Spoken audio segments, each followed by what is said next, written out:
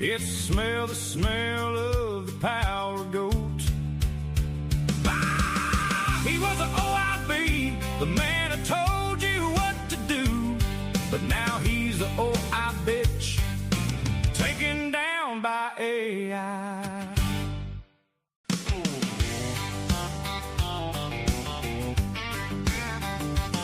He loved the smell of pinball in the morning.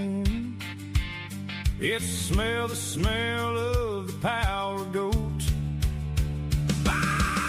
He was an OIB, the man who told you what to do.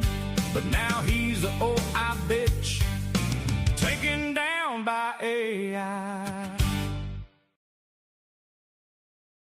Hey everybody, this is the franchise Shane Douglas, the greatest wrestler in the history of professional wrestling, just saying, Philadelphia, get ready to go back to the extreme on April 28th. When you want the best and most lowdown on professional wrestling, you want it right here at IYHWrestling.com. These are the boys to get it from. Take it from me. All right, we are back, and we're joined by the original gangster himself, New Jack. Welcome to In Your Head. Hey, what's going on, man? Doing good? How are you doing? Yeah, I'm all right. I'm down in Cincinnati right now. It's cold as fuck down here. It's like, just trying to deal with this cold weather. Yeah. Now, let everybody know you got a new federation starting. It's 2XFW. Yeah. What does that stand for? 2XFW, 2 Extreme Fucking Wrestling. Who came up with if it's got New Jack on, it's got to have something different. You know what I mean? Exactly. I just don't do shit normal. I gotta go out there and just do it the way I'm gonna do it. And it's my company, it's my rules they play by. So you're not gonna see just like hardcore, but I had to put a name on it that will relate to me. I mean, there's a few XFWs out there, but it's the only 2 XFWs because mine is just too extreme for anything. It's not a family show. I mean, if you want to bring your kids, I mean, that's your business. But they gonna see some stuff that they ain't used to seeing. I mean, you might have a woman's match and the titties might pop out.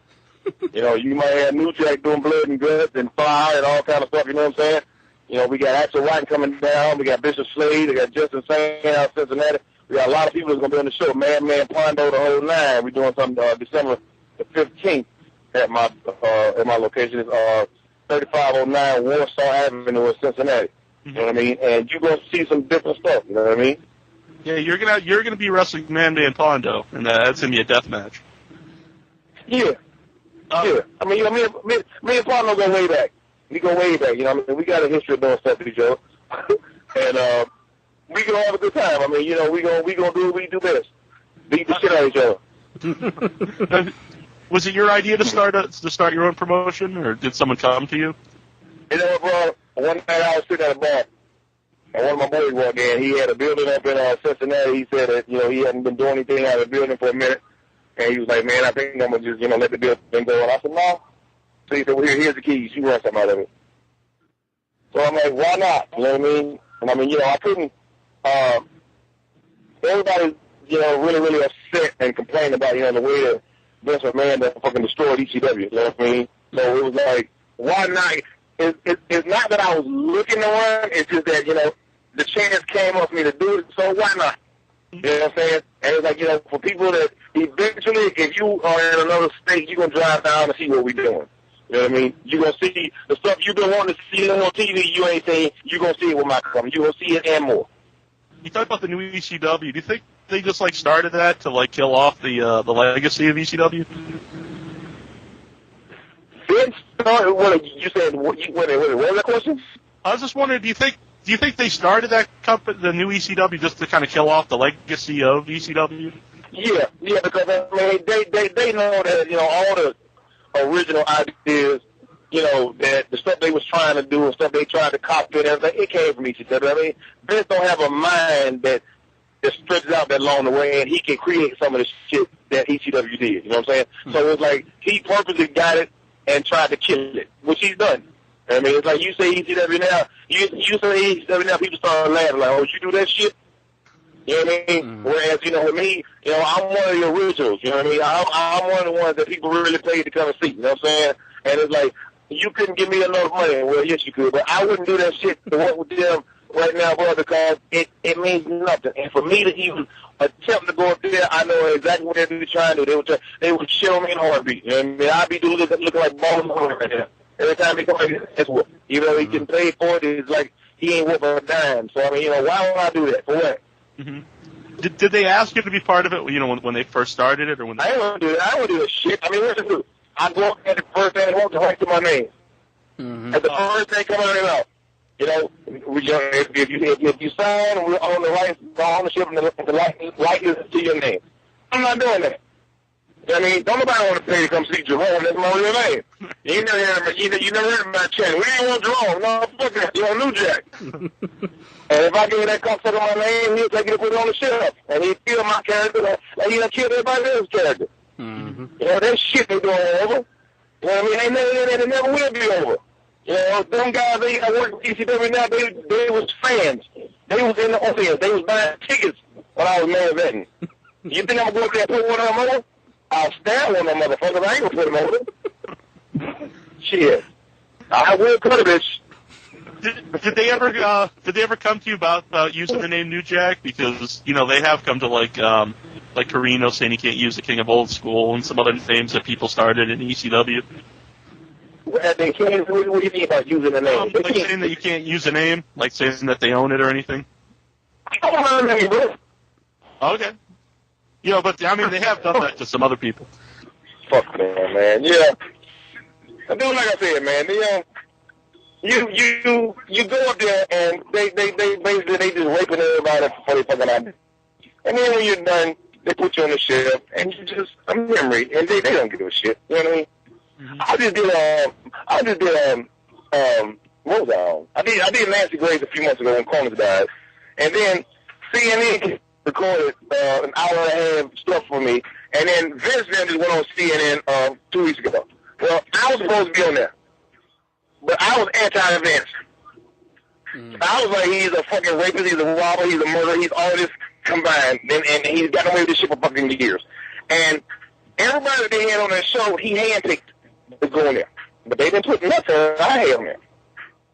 So, I went at CNN, and I thought about their fucking asses.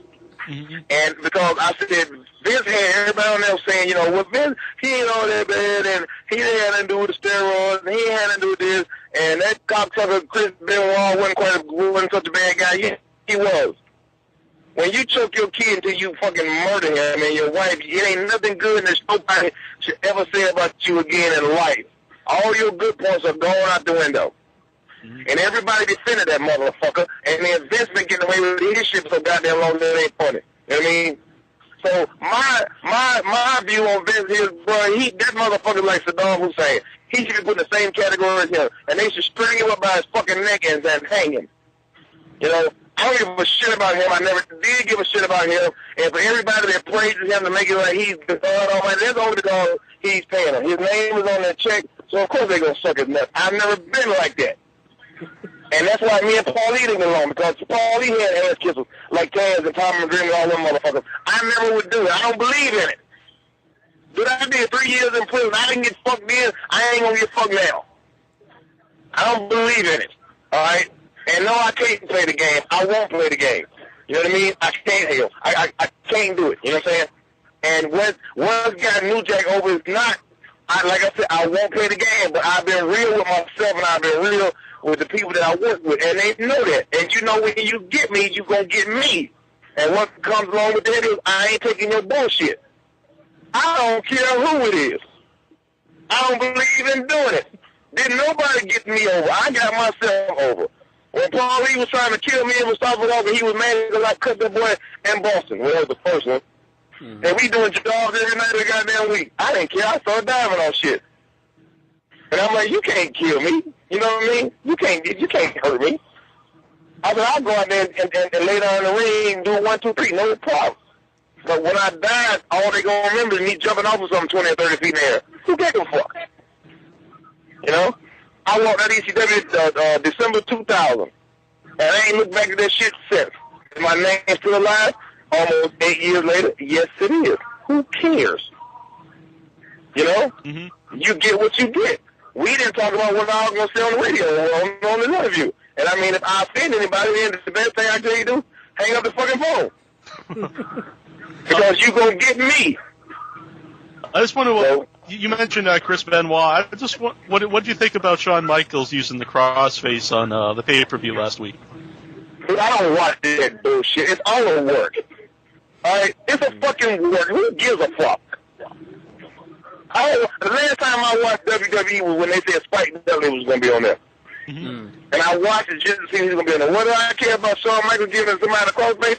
Who gives a shit? It's a work. Who cares? What am I supposed to say? No, that's Ben Law's move. Fuck you. No, for what?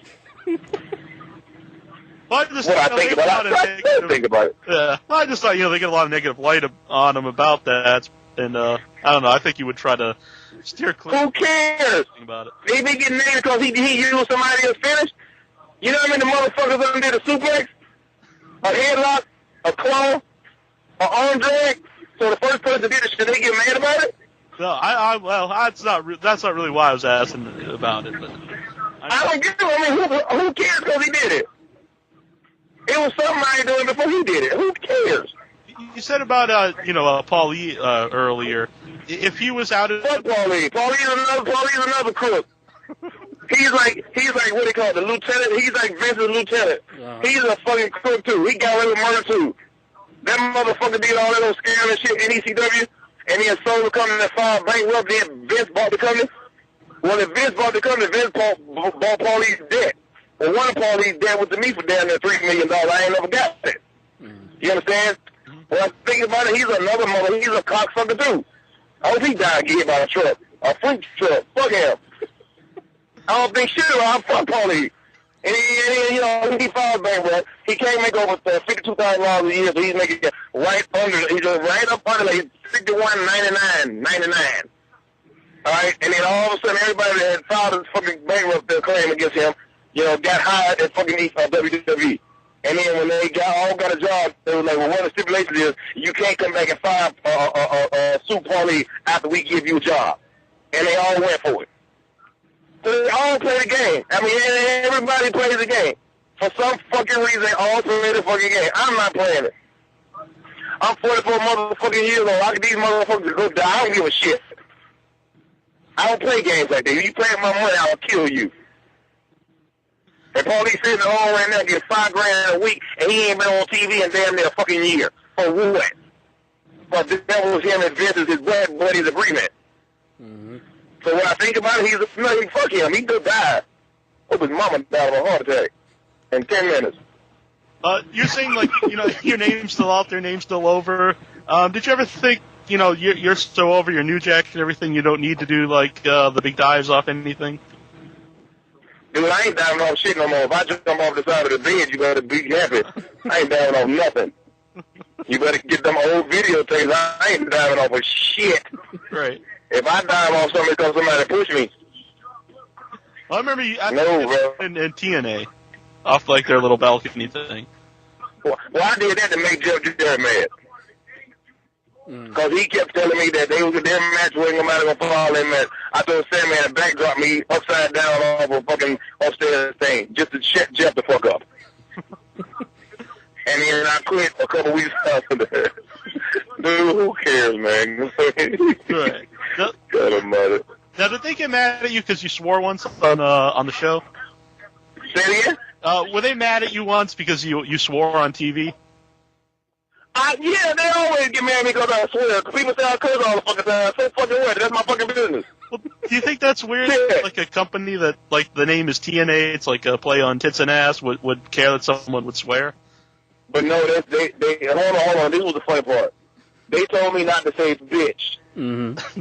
Right. And right after my match, they brought these girls out. They was called a TNA ass bitch something. It was something like that, but they said ass and bitch in it.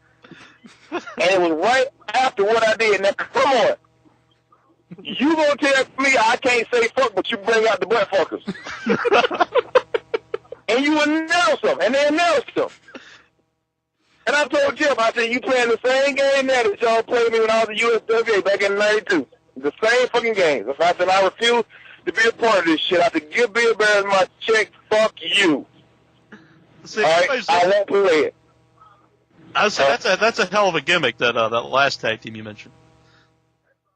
The last what? Yeah, I was just saying if anybody's listening, they wanted a gimmick for their tag team. I think the Buttfuckers, that would be an excellent choice.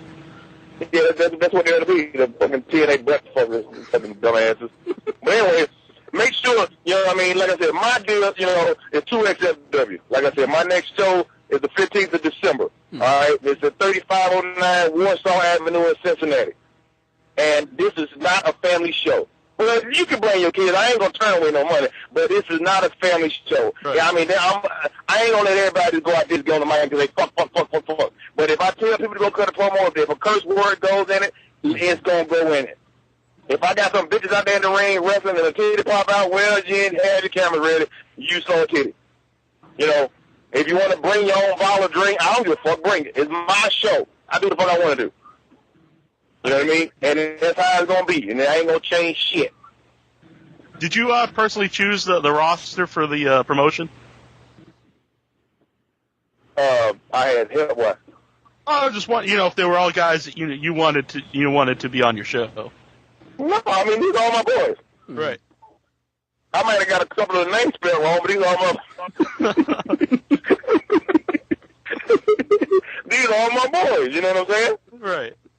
And I mean, some of them I use, some of them I won't. I mean, if they don't want the name, if I got a roster and your name is on there and you don't want it on there, please email me or call me and tell me to take it off. And trust me, I won't. Was working on the creative side of wrestling something you always wanted to try once? No, I did. I did it. I helped Paulie create some stupid ass ideas in ECW. Yeah, but see, like I said, this is mine. This is mine, bro. This is all mine. And you gonna see this. This shit is gonna be so fucking retarded. Motherfuckers gonna be like, and I got a show coming up January 5th. It's Backyard Wrestlers only. Mm-hmm. Backyard Wrestlers only. And if you a backyard wrestler and you listen to reading this shit, please come to please contact me. Email me at newjackuncut187 at Yahoo or MySpace me at newjackuncut. I invite every backyarder to come down there. Nobody that has any experience is welcome. All I want is backyarders. And I'm going to let them motherfuckers get in the ring and kill each other. All I'm going to do is just say good match. Because they need someone to fucking go in and play, you know what I'm saying? Uh-huh. And I'm doing it just because I can. Mm-hmm. And if people don't like it, so what? Was that something you did before you got into wrestling, backyard? I never did it, but I like watching it. Yeah. Mm-hmm. I get a kick out of watching this shit, because them boys be for real. They be out there, they don't know what the fuck they doing, but they... Uh-huh. You know what I mean? Uh-huh. And that's why I like it. Did you have a question, Incher? Actually, we have a question from the message board. RJD, he wants to know, what's your thoughts on the experience from Wrestling Society X? What's my thoughts on it? Yeah.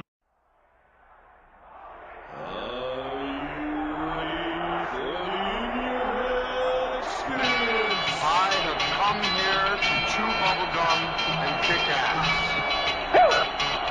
And I'm all out of bubblegum.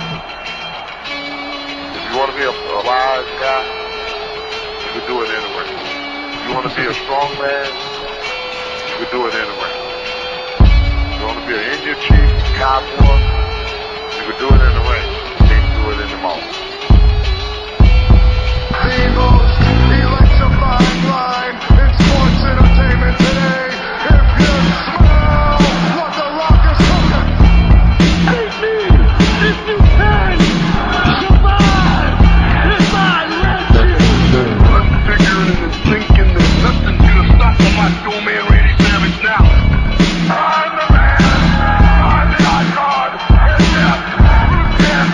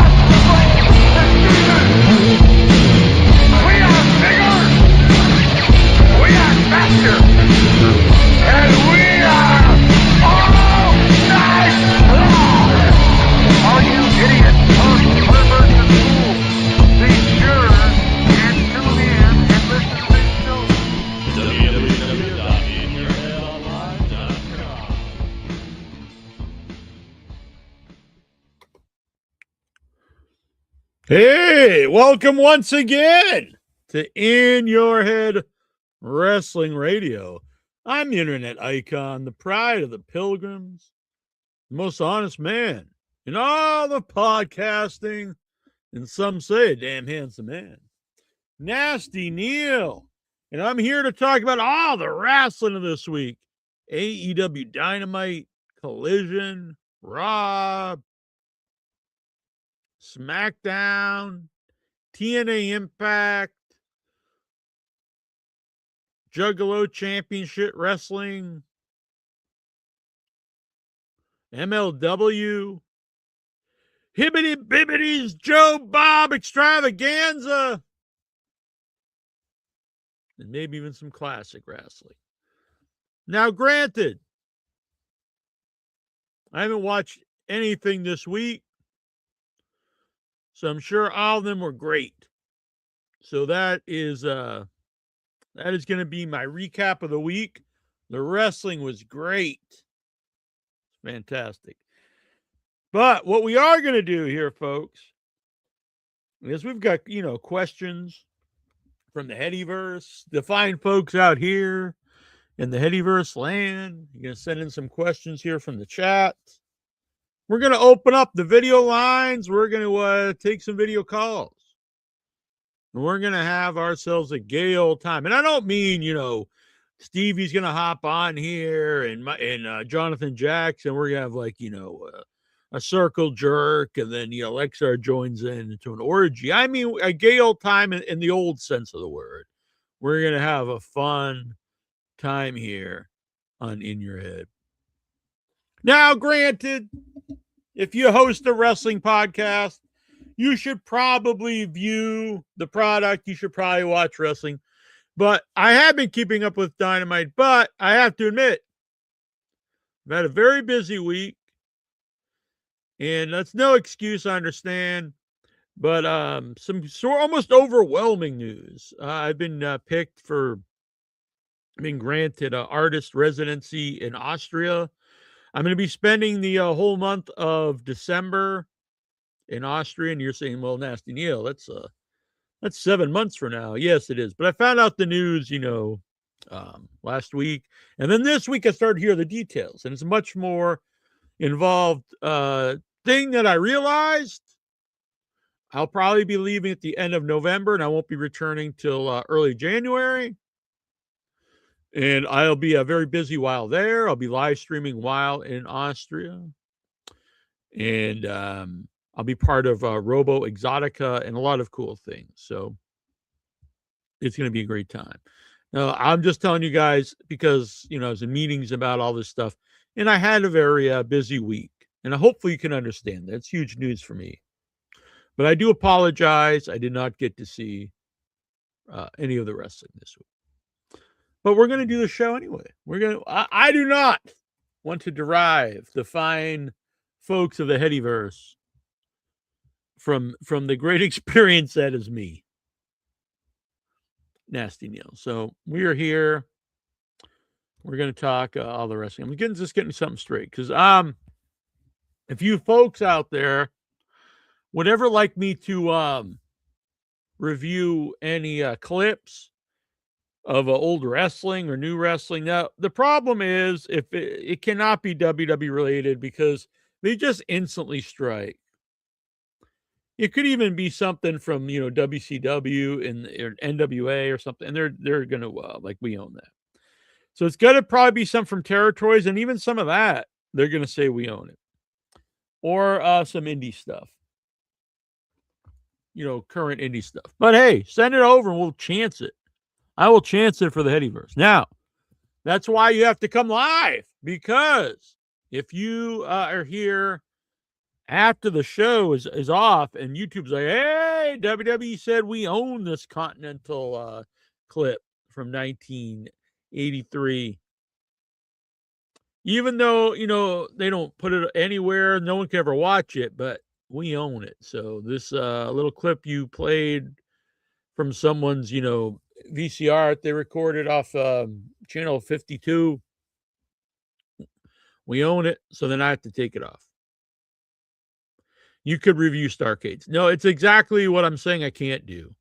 No offense, but I don't have the time to watch, 3-hour pay-per-views that happened years ago. I don't have time to watch current wrestling, but clips of stuff we could watch along together here on the show. And I can't really play Starcades on the show or YouTube. They're gonna be like, "Hey, buddy, you're getting the boot, So we can't do that, but we can play clips of stuff, or we could try. So some of those will also be like, not happening. But I am going to try something here. Now I know, the former co-host here, he's not an AI guy. I get it. I kind of miss the AIs. We kind of took a break from them on the show because of, Incher leaving, but I'm going to say let's bring them back. So they don't have to include Incher. But so Brian Matthew Clutter, Jonathan Jackson out there, anybody else who wants to get involved in the AI in your head, send some in. We'll play them on the show. But I'm going to attempt to ask AI about some Headyverse members and see what it says. And I see who's in the chat room here.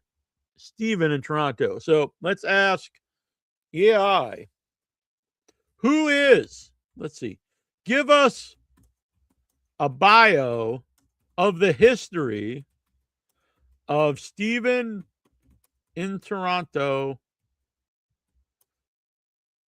in your head wrestling podcast history. Let's see what it tells us. Let's see. Steve in Toronto. Let's find out. Does AI know Steve from Toronto?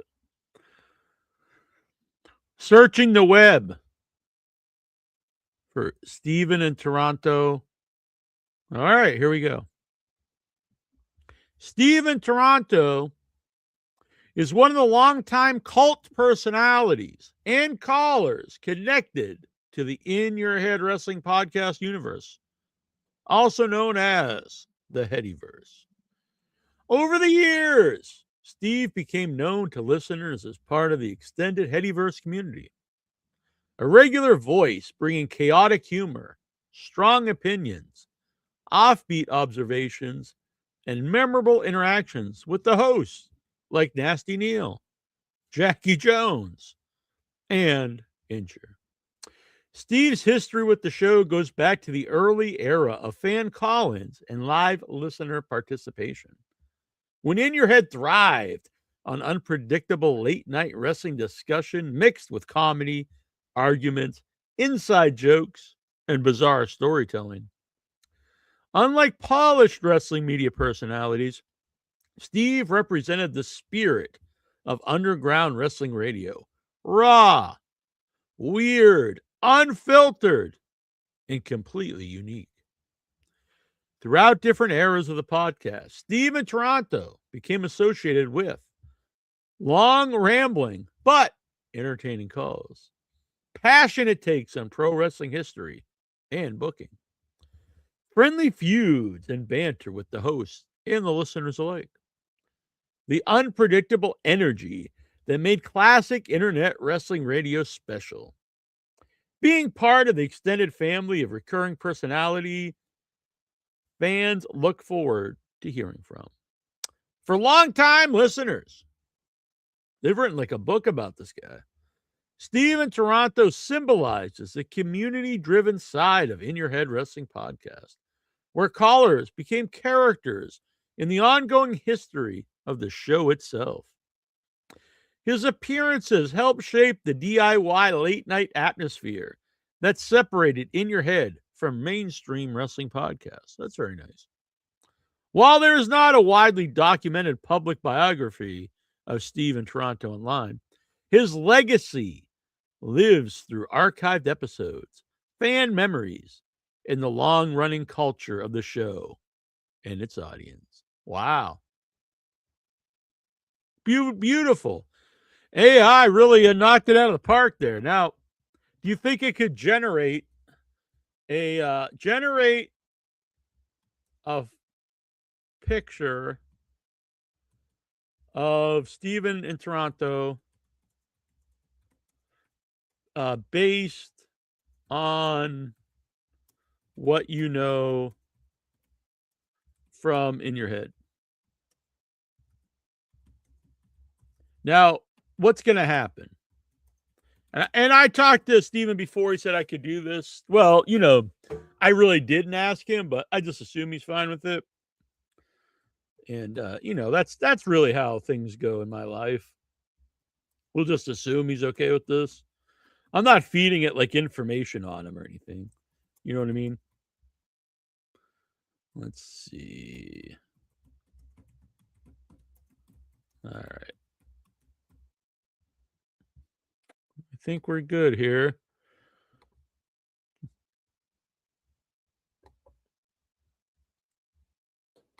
This is going to be weird. All right. Here we go. We are going to generate this photo. All right. He's fine with it. Good. Good. Because I was just about to exit out.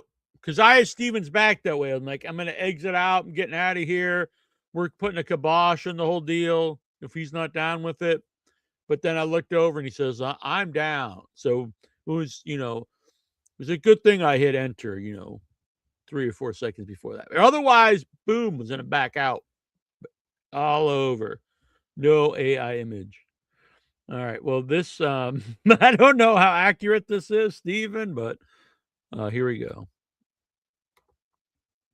I don't know who you look like. Not necessarily a Steven in Toronto, but. So this is Steven in Toronto, according to AI. You wear a hat that tells everyone you are Steve in Toronto. You almost look like kind of like a cross between Conan and Mongo McMichaels, maybe. You've got the cityscape of Toronto behind you, so that's pretty cool. You get some tribal tattoos, which I know you're really known for, your tribal tattoos. Got a pretty sweet In Your Head wrestling t-shirt. I wouldn't mind making that.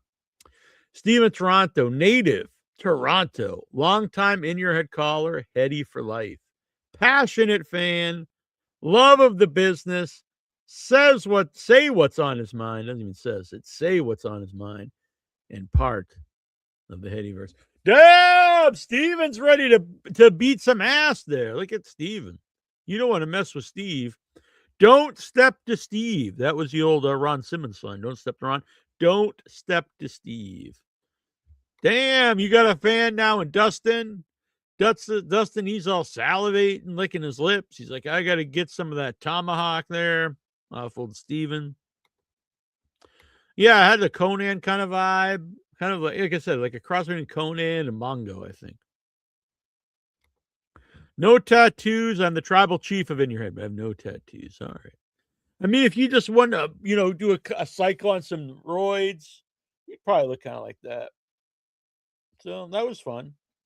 If anybody else wants their bio, you can super chat, and I will work. I'll get your bio and your likeness, or you could super chat and get someone else's likeness and bio. You'd be like, give me Lexar, give me Swax, whoever it is. We'll look it up together here, live on the show.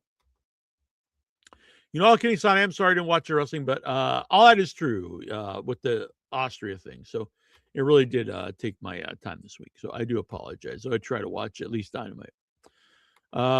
So here's the link if anyone wants to join. We're going to take links. We're going to take callers early. Next week, I think we're going to have a guest on here. So it'll be back to a more normal for a little while starting next week. We're going to try to guest, at least every couple weeks. And we're going to stick with the 6:05 live on Friday Night Delight. It works for me. It's a little earlier. In theory, Neal said he could come on at 6:05. I haven't seen him here yet, but he said he can join the show. Dobbs as well. Dobb has been in the chat a few times. So some of our UK listeners can join at 6:05. And it's also a lot easier to book guests. Booking a guest at 11 o'clock is kind of rough. Here's the man himself. Damn, you are the splitting image of what we just looked at. Well, I changed my little thing at the bottom as I am the OTC. Damn. The OTC of In Your Head Wrestling Radio. I've got my Mikey Whipwreck shirt that was sent to me. I think this is Golgo 13 got me the shirt. Ooh. Oh my goodness. Come here. Luddite Supreme. What's up, buddy, pal, amigo, compadre? You looking good? Doing? I'm good. Hey, can you hear me?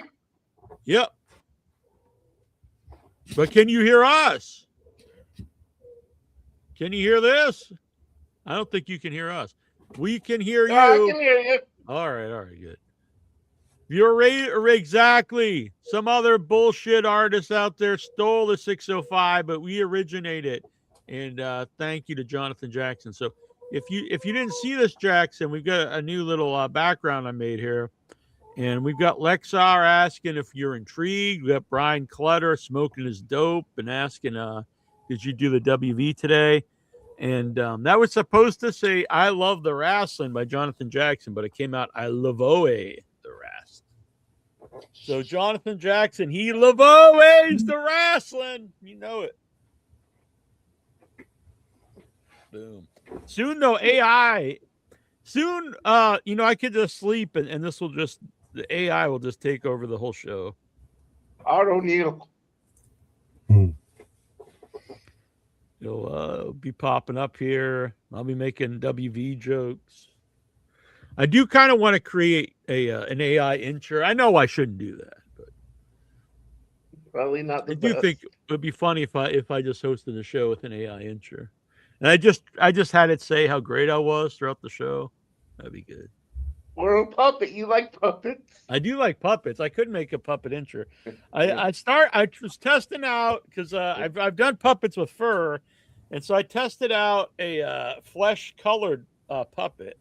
It sounds kind of risque to begin with, but it really just kind of looks like a penis, I think. Although maybe if I add like arms and eyes and hair and stuff, but as is, I'm not gonna feel guilty about giving you the idea. Yeah, but what if Incher could be just a talking penis on the show? The new Incher. Yeah, he'd love that. That's how I'm going to win him back. The Top Crusader. Oh, did Sora go away? I didn't realize that. Top Crusader. Damn. Jonathan Jackson's got the Lavoe for wrestling.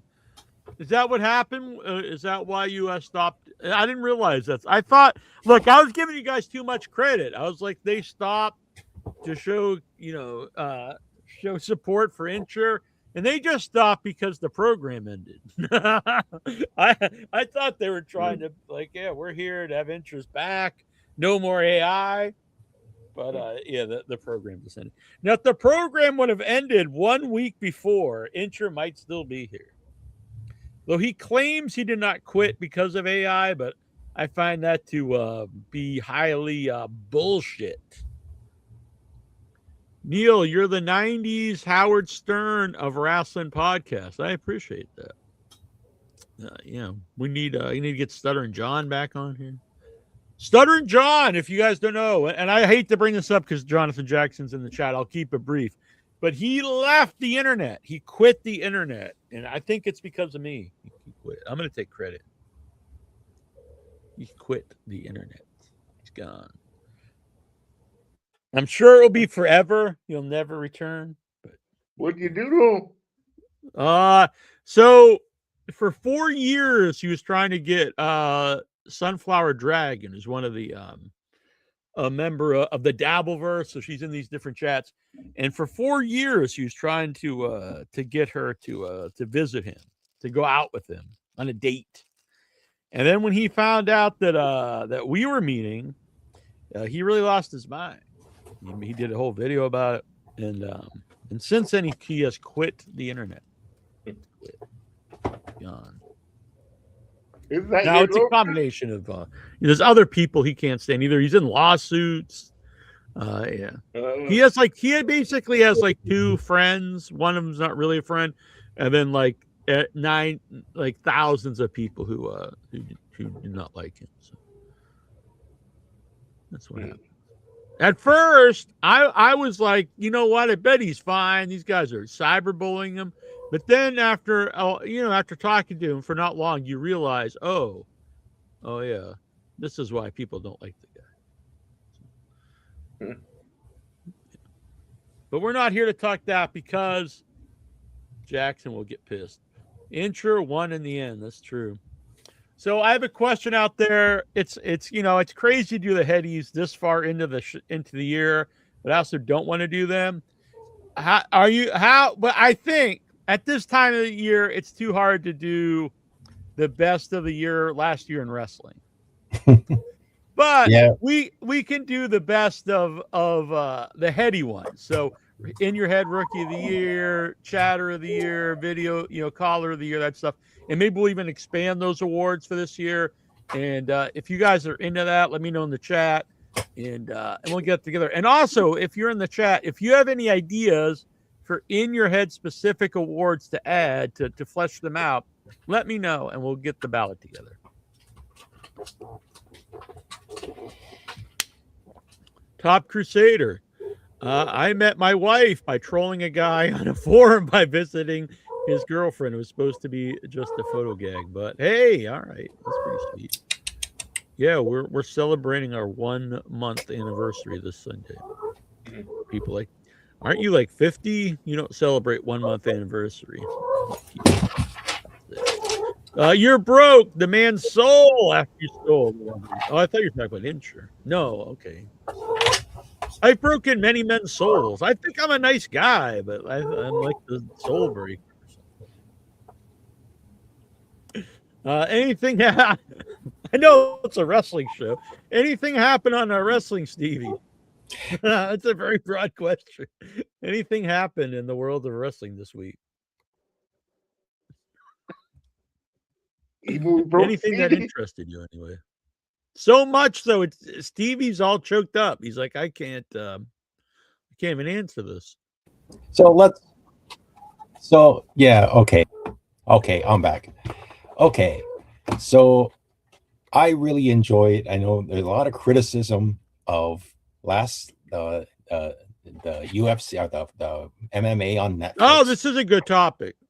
I really liked it. Like the people criticizing that show, they don't know shit about they don't MMA. know shit. Have they ever seen a Ronda Rousey fight? Have they ever seen an MMA fight ever? Ronda is known for this. Ronda trained for this, and she did exactly what she was trained to do. And when she saw Gina on the mat, when she saw her arm available, she was going for it. She went for it. And yes, just like many other fights in Ronda's career, she tapped out Gina in the first opportunity. Yeah, many of her fights under a minute. And if anyone out there's watched real fights, that's what can happen. In fact, that's part of the reason they started to have wrestling what it is either they would be too quick or they'd go on for days, and people don't want to watch that. So, and this idea that if it was fixed because it was short is really kind of stupid, to be honest, because if you wanted to fix the fight, you'd actually prolong it. So it was more, you want to give the people something for their money. So, and you look, and then people like, oh, it's fixed. Even that the word, the idea about a cash grab, I don't really even like that term to begin with, because newsflash, all sports, all, fighting stuff, it is designed to make money at the end of the day. Mm-hmm. It is a business. Yeah, they showed up. I mean, and this is like arguably the two biggest names in women's fighting, and she showed up clearly wanting to win this. It wasn't like neither of them really showed up in no shape. It's just one of them is better at grappling. The other one's more a knockout person. And so I don't even really like that term. And I know some people like, oh, it would have been a better fight if they had Gina versus these other people that people. It's like, well, maybe, but you have to realize when these people are coming out of retirement, they're going to put them in big name fights because that's what's going to sell the most tickets. Mhm. Gina, she's not. Ronda Rousey is not coming back to to extend her career, and now she's starting at the bottom, work her way back up to the title match. She's probably only just come back for a match. So to the idea of matching her with like an unknown person because it's going to be a better fight, that's just not. It's not what happens in any combat sports, really. When someone makes a comeback, it's usually two of these big name people, unless they're like position themselves to go back up the card. Yeah, I think she said Rhonda said she wants to have more babies. So yeah, it's probably like a thing like I wanted to do this one more time while I can, and she did it. Yeah, I have no problem with that. Like, that makes sense to me. I mean, like she looks super happy out there. That's what she loves to do. She looked happier there than she ever did wrestling. So but has anyone ever seen the history of, say, professional boxing or Mike Tyson's career? Yeah, I remember when I was a kid and we would buy the fight, we'd buy the pay-per-views, you'd watch all the prelims, the fight would come on, and there was sometimes he would knock the guy out in less than a minute, and then you would feel like it's a weird thing because you would, after a while, I think you'd feel like, oh wow, that was a waste of money. But at the time it was still exciting because he knocked him out so quick, So that, I mean, like I said, in real fights, anything can happen. Yeah, I mean that's why you have all those undercard fights, and but for me, I mean, I've already got Netflix, so if Jake Paul wants to put on another show, I'd probably watch it, and if you can get some names, recognizable names, even without any recognizable names, I'd probably eventually watch it. I watched because back in the day, we don't have that anymore. We don't have Tuesday night fights and Friday night fights. When I was a kid, every Tuesday was Tuesday night fights on USA, and then it was like Friday night fights on HBO and Showtime, and then they'd have big fights sometimes Sunday nights or whatever. But there aren't any weekly fighting. I don't think there's any boxing shows anymore. Yeah, I haven't been a boxing fan in decades, but no, it's always weird growing up. Like everyone, even if you really didn't follow boxing, like everyone knew who the heavyweight champion of the world was. And now, like I have freaking no idea, to be honest. But there was a time, like just everyone knew. I was just like, oh yeah, we know Tyson's a champion or whoever.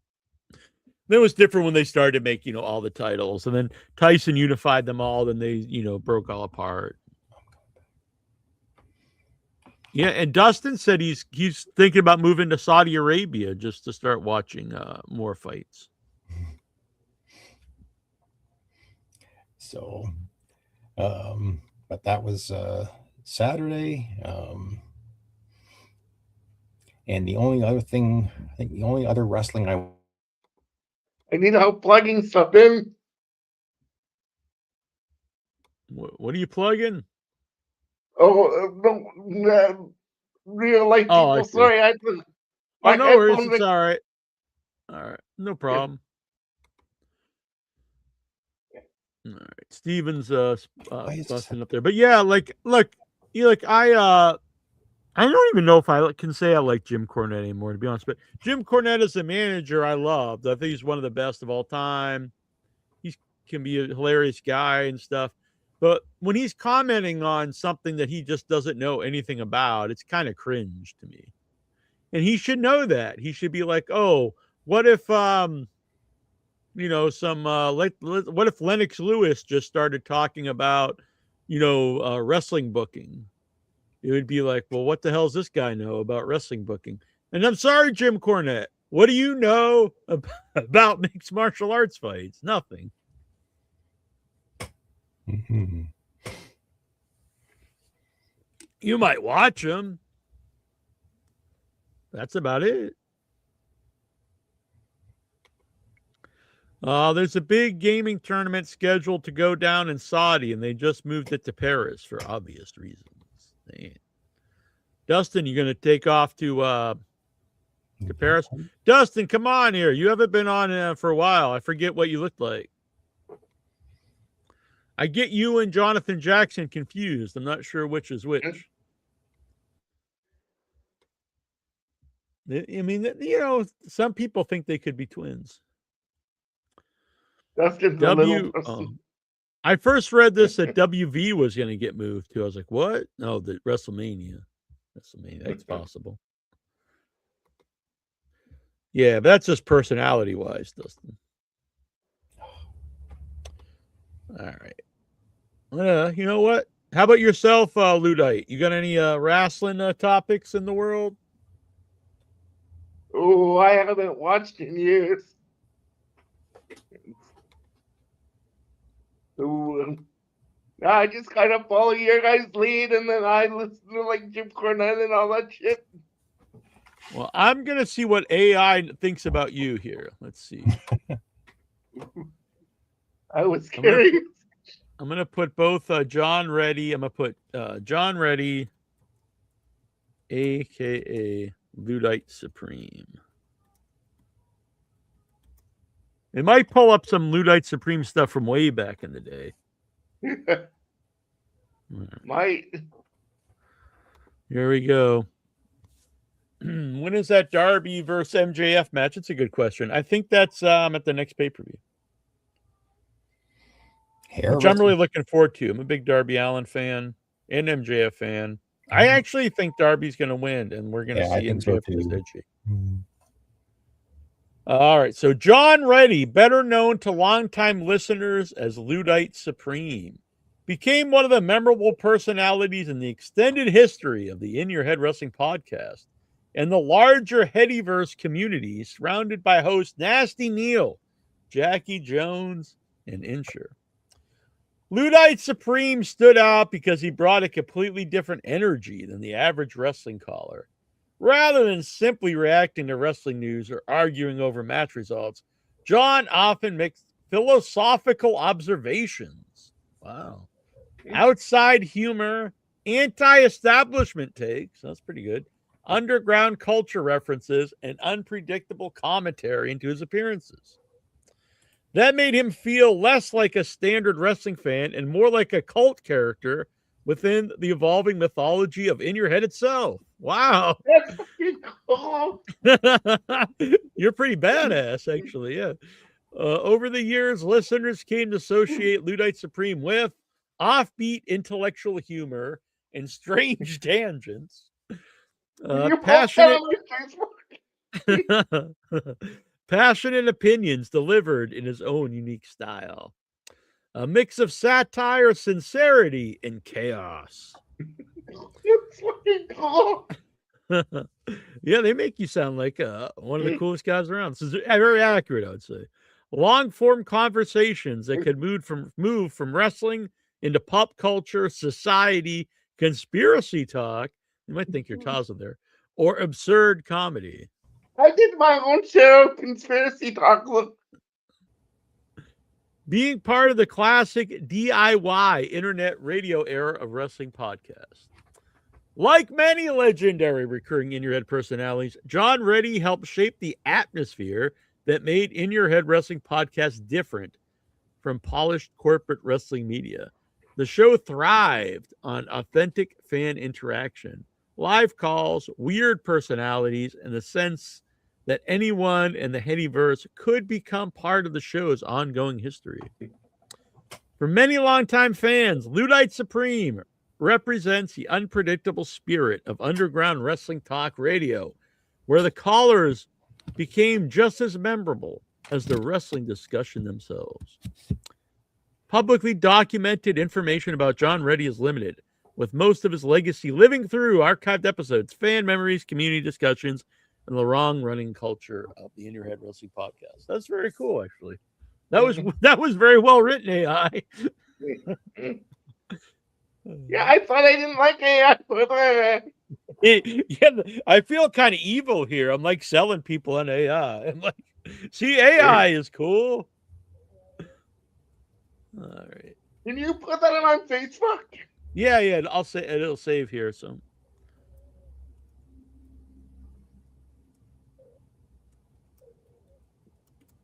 Okay, I'm gonna do one for intro here in a second. Oh no! Oh no! Be nice, say nice.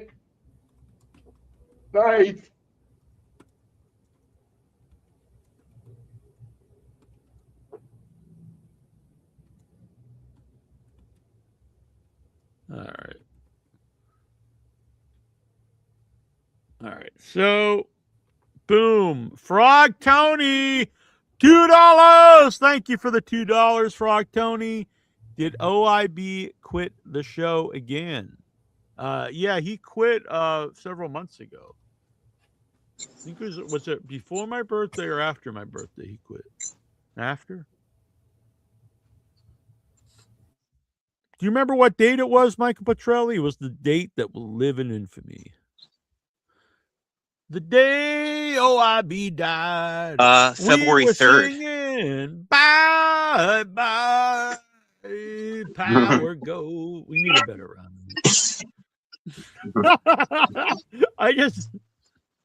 I asked it to generate a picture of Luddite Supreme based on what we know about him. Oh, here we go. It's more accurate than Stevens, I guess. I don't know.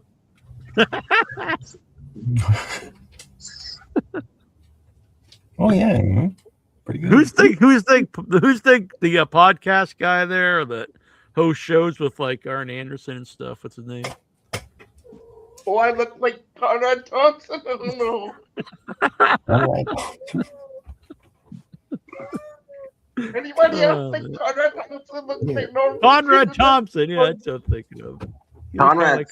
He had a big segment on his show about how Danhausen is the modern day Sandman. Sandman? What? Yeah, he said Danhausen is the modern day Sandman, and Eric Bischoff was like, "What are you talking about?" He went on for like 25 minutes about it. I don't even get that one. Like, I don't either. Why? What's the connection? I don't know, because I guess he said Sandman can't wrestle, but Sandman actually did stuff in the ring. He was a 5-time ECW world champion. Yeah, he was was he a great in-ring wrestler? No, but they're not the same at all. Sandman would be more comparable to a guy who was known for wrestling, but more known for like his charisma. Hardcore. Yeah, and charisma. Yeah. I don't know, maybe Moxley. even. Well, I think Moxie's a really good wrestler, though. I mean, maybe even a Junkyard Dog or something. But Danhausen like barely has matches. He's not even a guy. He's mostly skit. So you could maybe even say he's like he's a cool Doink the Clown. He reminds me of like Doink the Clown. Yeah, he has a bunch of little people dressed like him, like Doink. Yeah, but I mean, Matt Bourne was actually a legit good wrestler. So I don't know. Maybe what's Ron Killings? Ron Killings is a good wrestler. I mean, but the WWE version. You know what I mean? Because the WWE version was really just all about skits. Yeah. So, yeah, I kind of hated that they did that to him, but I guess he wouldn't have lasted as long as he has if he was Ron the Truth Killings. Yeah, prolong his career. But he's a very talented guy. Oh yeah, he's really talented. So I hated that they made him a comedy guy. I really thought we were going to get a great run after they wanted him back. He came back. He cut a great promo, and then they just made him back into like a comedy guy. Didn't even get like one big match out of it. Yeah, typical WWE. Yeah, that was really bad. I mean, you were given something. You know what I mean? You were hand wrapped this like gift. All right, so I thought Frog Tony wanted an OIB thing, so I got one here. 1-inch biceps often shortened by fans to incher. is one of the foundational personalities in the long history of In Your Head Wrestling Podcast, alongside Jackie Jones and other longtime contributors. Incher helped shape the identity of In Your Head from its early internet radio days into a cult favorite wrestling podcast community that has lasted for decades.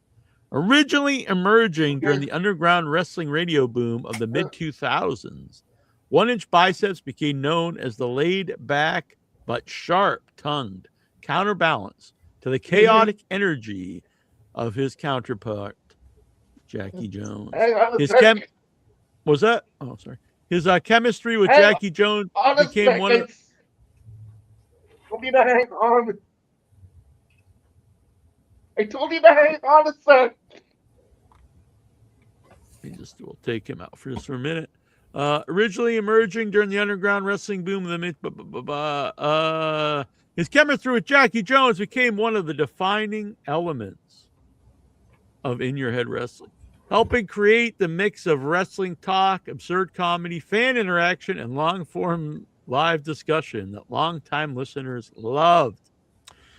Fans associated Incher with deadpan humor and perfectly timed reactions,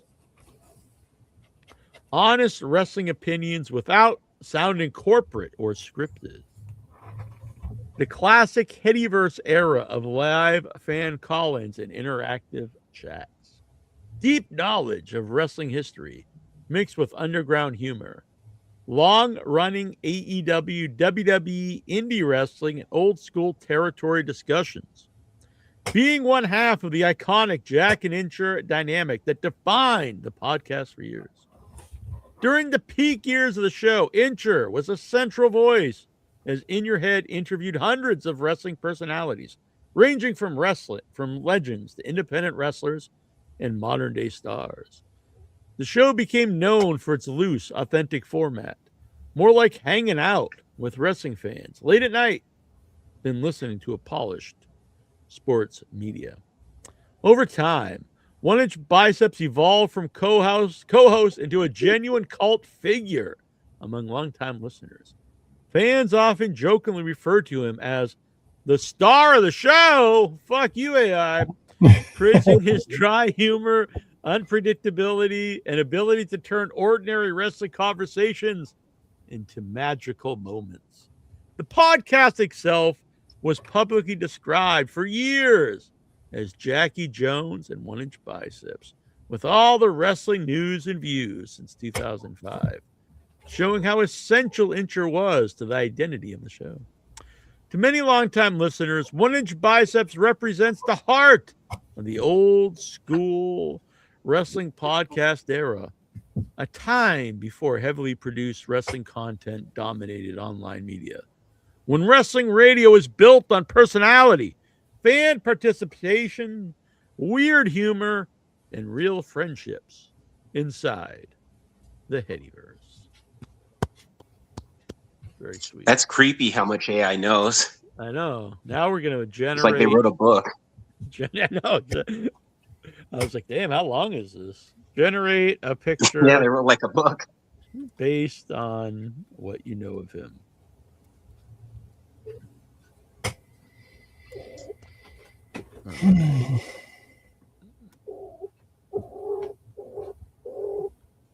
So this could get us in trouble. I don't know. Hopefully not. And yeah, then the last line that AI forgot, and then he abandoned himself. I have nothing. I honestly have nothing to apologize for, Taylor. So. We were in a group chat after he quit, and he just left it. So. I'm not against apologizing if I did something, but I did not. All right. Anything on your mind, Mr. Petrelli? I'm looking forward to the AEW pay-per-view this weekend. I think it's going to be really good. Double or Nothing. Yeah. Mm-hmm. And Backlash was horrible. I think that was the worst show of the year so far. I thought the AEW Fairway to Hell 1 hour show was better than that. So I'm much more into AEW right now. Yeah. They had a 1 hour special. It was like on an indoor golf course. Really? I don't know if you saw it or not. Yeah, they had a fun match between Darby Allin and Pac. They had a balcony I saw spot that match kind of actually reminded me online. of That was Jack. pretty great. Yeah. Yeah, it was good. I liked it. So this is OIB according. I'll say their picture of Intra not particularly accurate, but that looks more like me than Intra. I'd say. It kind of looks like Just Incredible. Yeah. Yeah. Doesn't look much at all like Intra. So you did a better write up than a picture AI. So what did you say was horrible? What show? Backlash. I didn't like Backlash at all. A lot of commercials and only 4 matches. And then Danhausen's mystery tag partner was just it was the El Torito guy who used to team with Primo and Epico, dressed like Danhausen. Mm-hmm. Yeah, the midget. Now that's they're not like pay-per-views. That's not exactly. That's not a bad thing that it's not like it fits the character and all that stuff. But when you hype up a surprise, you can't have the payoff be just the midget guy. A random little person, dressed like him. The dirt sheets were saying it was going to be Jelly Roll, but I said, "Oh, that's kind of lame." But it was even worse than that, I thought. Yeah. Now I'm hearing the rumor is they're going to bring back Baron Corbin to be like Frankenhausen or something. Oh God, that's be like terrible. I hear him on with Bubba Ray Dudley on Sirius XM. Yeah. He's like the same as Bubba Ray. I'm like, oh, I don't want to listen to this guy. This guy's kind of a douchebag. Yeah. Why would I don't even know why you'd bring him back, but if you did, like, how would you feel if you were there for years and you're brought back as like you're like the sidekick to Danhausen? I don't know. I guess if you get a job back, it's fine. Yeah. If it's a paycheck, It'd be good if like he died and then they had him as like the reanimated corpse of Baron Corbin. Mm-hmm. As like a zombie Corbin. Franken Corbin. Well, they should bring in what's the guy's name? We had him on the show a bunch of times. He wrestles as like the Frankenstein. Yeah, PCO. Oh, PCO. Yeah. Kyle Busch. R.I.P. That was a NASCAR driver. Oh, okay. Yeah, I saw that on the news. It's 41. His powerboat. The powerboat is ill. We wish the powerboat well. Sorry, the powerboat. I'm not doing so hot. Nikhil wants to know, the problem with Triple H was he never connected.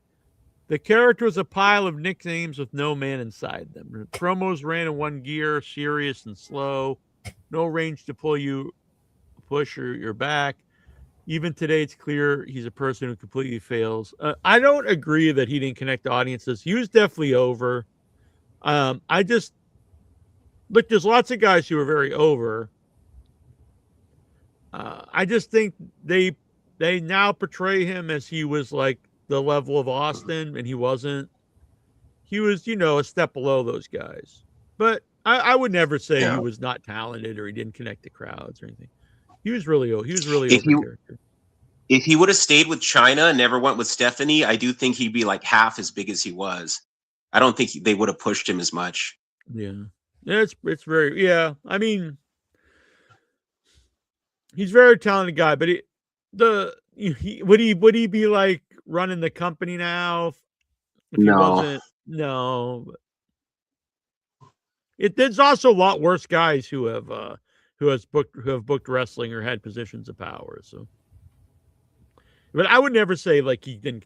I think that's too far to say like he never connected to the audience. DX and then his single stuff. It was really good. He's not like one of my favorites, but I can't say he wasn't good.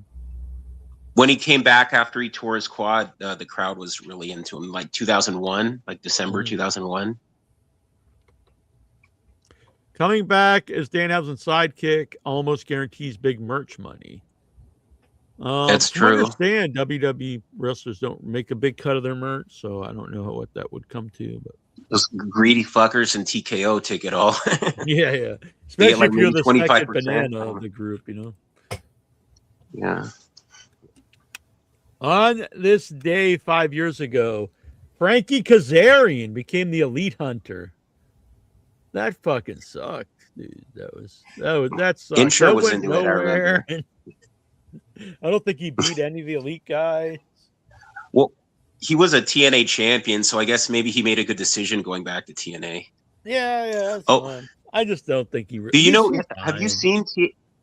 seen TNA Impact recently, Jack? I mean, Neal, have you seen that No. on AMC? They had a main event between Frankie Kazarian and Elias, and it was like a backstage street fight thing, and they were playing like porno music during it. And I was like, "What the hell is this?" It was supposed to be like Elias's music, like the type of music he plays, but it sounded like porno music. It was really weird.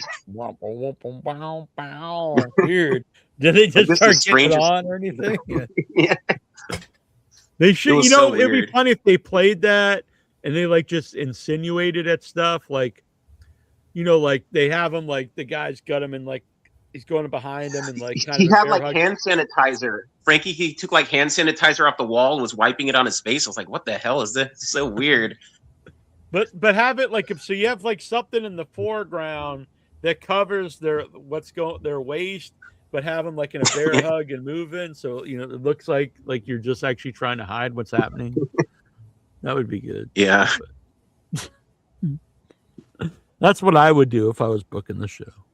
I'm not. I thought TNA would really get a lot better since they're on AMC, but they're not. Yeah. They're like the same thing as when they were on Yeah, well, Access TV. They fired the guy that actually started to get him buzz and everyone liked. So. Like if they would have got a bigger platform when they had what was the guy from Team Canada there? Scott D'Amore. Yeah, maybe Scott D'Amore. Yeah, maybe something could have happened then, but I think they have Tommy Dreamer there booking it, but I don't know. The show's not any better. hit the like button. Subscribe, share this out, become a member, help support the channel. It starts only $3 a month. You can also super chat. And if you super chat tonight, you can let me know a Headyverse member of the past, the present, and we will ask AI to generate their bio for you. 20 years ago today, the series finale of that 70s show aired on Fox. Wow. 20 years ago. I never watched the show, I have to admit. The finale. I didn't either. The finale took place on New Year's Eve, 1979, the last day of the decade, and ended with Jackie and Fez finally getting together. The Foremans deciding to stay in Wisconsin, and Eric returned home to ring in the new year with his family and friends, and gets back together with Donna. Great show. Were you a fan? I saw that 90s show on Netflix just because it was something to watch. Yeah. Did you like it, Ludite? 70s show? I'm not saying it was bad. I just never seen it. So. Yeah, I did. But it's more my sensibilities than yours. Like a lot of fart jokes and stuff. No, well, don't get me started on that. Can I use do not like fart jokes despite what people said on Without Your Head the other week? It's not for all of us. That's only South Park. Like we don't have a culture of fart jokes. I was born in the 70s. So I would have been in the finale here. I would have been 3.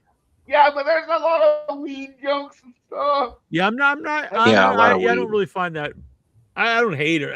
It's not really. Like you're right. It's not really my sensibilities than yours. Yeah. You and Stevie are the big potheads. Me and Michael Petrelli, we're straight edgers here. We're straight edge. We're good Christian boys. Exactly. I do feel, even though, besides the fact that I'm an atheist, I do think I'm more Christian than most Christians. Probably. Except for the fact that I'm an atheist. Most Christians are. I mean, that's a joke, but I actually do mean it. RJ City. Oh.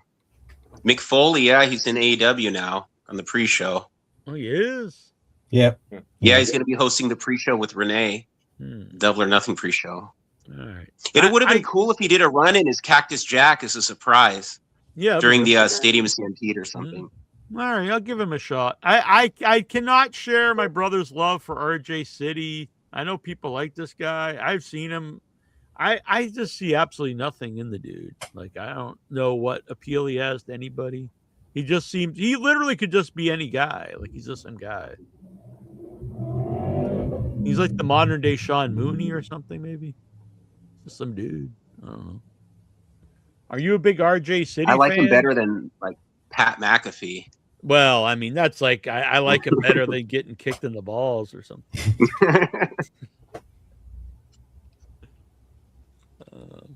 Fucking Pat McAfee. There was a documentary online. Let's get about that 70s show. They were basically all troublesome sex pests and or Scientologists apart from Eric. They all were. I really just thought it was the one guy, wasn't it? The guy with the beard went to prison for rape. Yeah, he's in jail still. Yeah, I never heard of anybody else on the show being. I don't know though. I really don't know much about it. But I never heard anyone else. Lexar, Ludite's pal Lexar wants to know: WWE is bringing back house shows. The company has a number of weekend house shows that will take place during the summer. Are you intrigued? And they're all Saudi Arabia. I do think a big reason for this is a lot of the veteran wrestlers say without the house shows, the guys don't get better. You know, if you're already established, you do, but like you come out of NXT and you need to keep wrestling to get better, and then you don't because you just wrestle on Raw once a week. Yeah, it avoids ring rust, they call it. Mm-hmm. Yeah, and just guys because so many people now come right at NXT, and if you're not from the Indies or something, like you still need to get better, and they just don't progress. And the best way to learn is by doing it. Yeah. In front of a crowd, wrestling in front of a crowd. Yeah. All right. Lexar, WWE's also doing a South American tour for the first time in a decade. The company is touring Chile, Ecuador, and Argentina. Are you intrigued? I'm wondering if Lexar is going to go back to home and watch it. Brazil's a pretty big market. I'm surprised they're not going to Brazil. Yeah. Brazil. Or South America. Yeah, Brazil's huge. Brazilian food's good. I remember Chris Jericho got in trouble there because he stomped on the flag or something, and they wanted to arrest him when he was a heel. Yeah. You know, he's any of the MAGA guys today, they'd probably be the same way though. If someone was in the States and like did that, they'd be like, we gotta bring ICE in. Lose their citizenship. Isn't Lexar from Ecuador? I think so. I think that's what he said. Guadalupe or something. What the happened? I don't know. I think someone abducted Steve. Been abducted by aliens.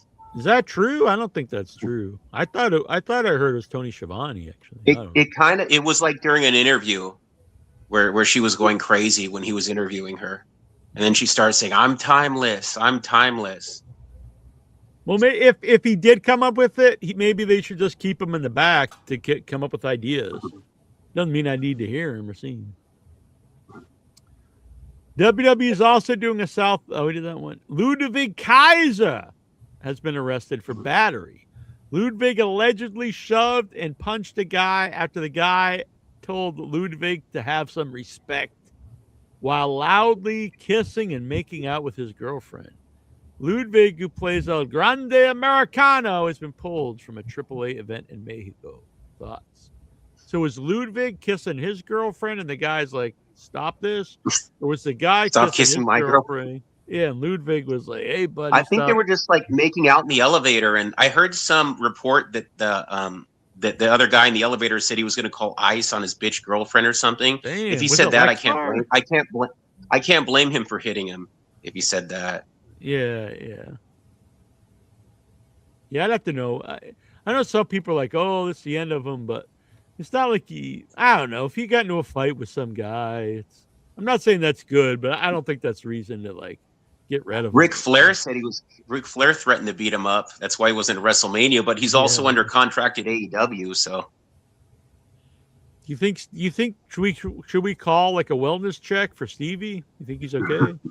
Yeah, it just sounded like he knocked out. What if the power goat? What if the power goat would go around and take out all the Headyverse members? One by one. Well, yeah, until there's no Wearing a left. Jason mask. Yeah, yeah. Yelling about how chili has beans. Rib shot. Boom. Thanks, rib shot. Stevie legit just vanished. What the fuck? Yeah, he's gone. Boom.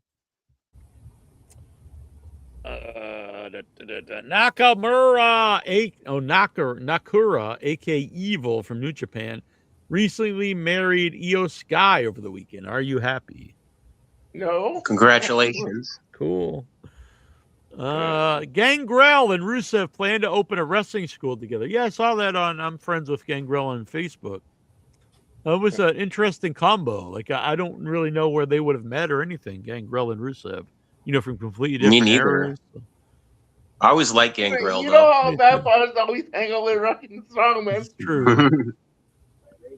Baron Corbin could be returning. Yeah, I brought that up earlier. Am I intrigued? Absolutely not. I don't think I could be less intrigued. I don't know if there's anyone that I hear, like, even if I heard Vince McMahon coming back, like, I would think that's awful, but I would be lying if I said there wasn't interest to hear how the people react and stuff.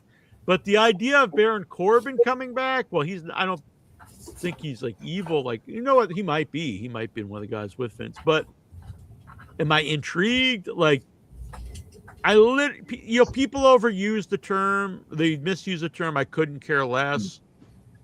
Go away, Heat. Yeah, if you can't care less, it means that's like the bottom level, the lowest form of caring. Like, you literally could not care less about this. And that's how I feel about Baron Corbin. Like, I literally could not care less about the man. I'm sure it makes me more disinterested. It makes me not want to watch the show. Yeah. Yeah, I would you know what? You're right. So I guess I can't even say I couldn't care less. Like, I would actively be like, I'm going to watch a show even less than I do, which is never. I'm going to go back and erase memory. I think he was working for Scott D'Amore and Maple Leaf Pro Wrestling. And that's like, as an ex-WWF guy, WE guy, yeah, I mean, he adds some cachet to a small promotion like that, but bringing him back to WWE, like, ho-hum, like, I guess at least he's not getting slapped in the face like Jack Swagger.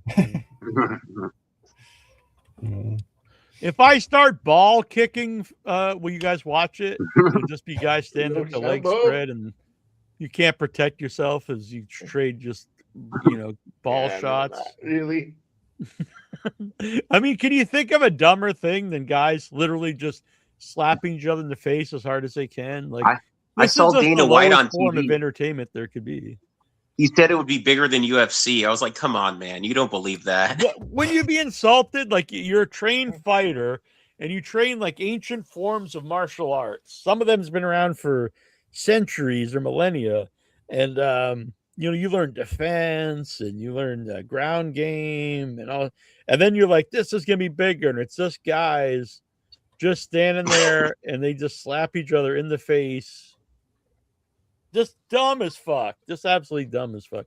Like, this would be like if a comedy version, if it was just the like fart, the TV show, and it was just guys, they stood up there and like they traded farts to see how much they can make like the crowd laugh or something. Like, it's just like the dumbest shit you could think of. The lowest common denominator, lowest form of entertainment. Literally guys just hitting each other with no skill, no defense, no technique. You just stand there, hands down, while you get slapped in the face. So anybody, if you're a fan in the audience, I don't hate you. I just think you're just a complete fucking blithering idiot. So, I mean, no offense. Sure, you're a good guy. Let's see here. Troy sent this in. New Japan Pro Wrestling Best of Super Juniors tournament. What's this? So now So now he's just back like nothing happened.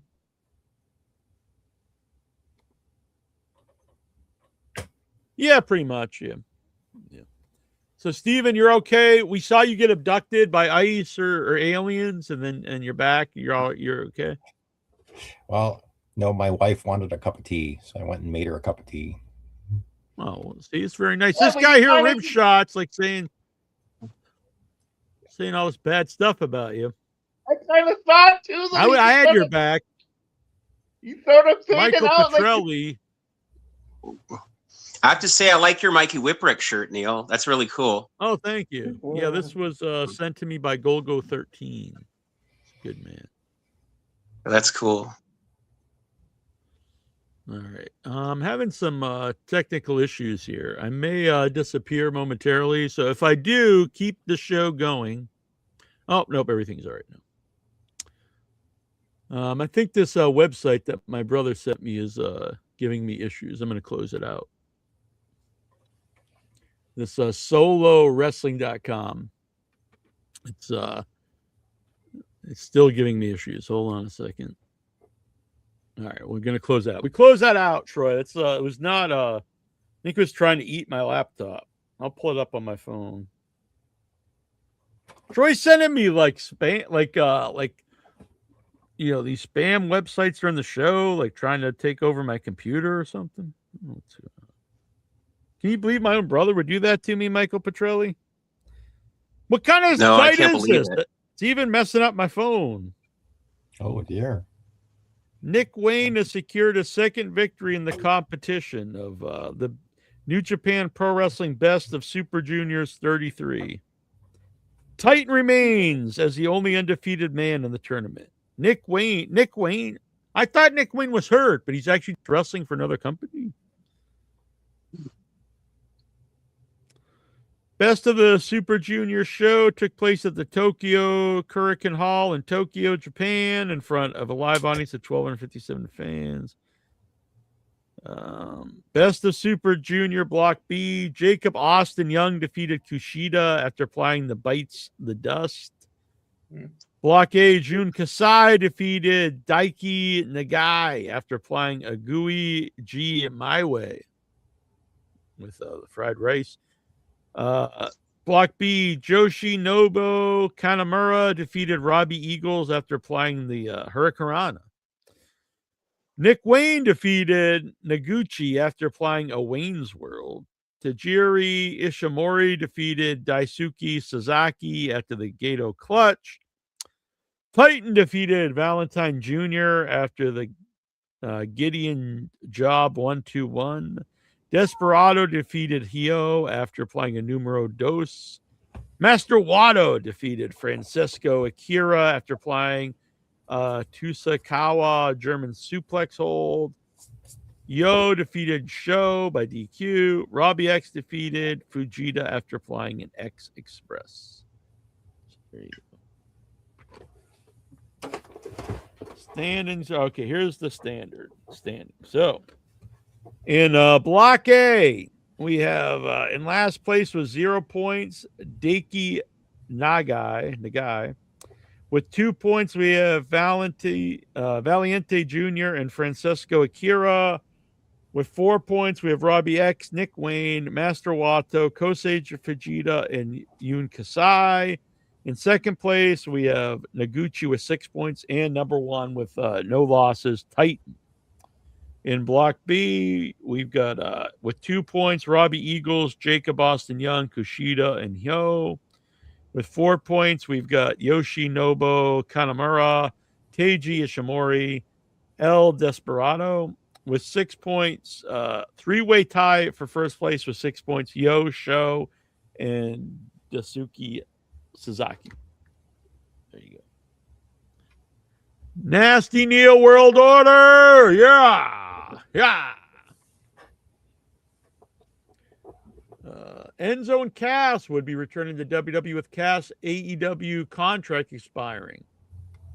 I'm a big Enzo fan, and I've become a Cass fan, so I would actually really like to see them come back. I would be in favor of that. I would also be in favor of bringing Enzo into AEW to manage Big Bill. Alexa, Ring of Honor has brought back the red and black Ring of Honor logo canvas the company had from the 2000s. Are you intrigued? Nope. That's good. It looks better, I think. Does it look better? That's from like the glory days of Ring of Honor, so that's good. That probably does look better. It's too bad the show is worthless. If it needs an actual show. So. TV deal somewhere, yeah. Alexa, wrestling superfan Vladimir has been hospitalized after suffering a fall. Well, that's too bad. It's too bad. Get well soon. Was his documentary ever released? Remember, WWE did a documentary about him that was going to be on the network. I don't know if they probably it was like the Dusty Wolf Peacock one. I don't think it got released. Probably. Why did they? It doesn't cost money to release them. It costs money to make them. So why go through all the effort of making that and editing it, and then just like, whatever. I don't know. They always need content, so if it's already made, just throw it up somewhere. I think it's on the WWE YouTube channel. Okay. I thought I saw it on my TV. Yeah, the other one that's not that Steve talked about.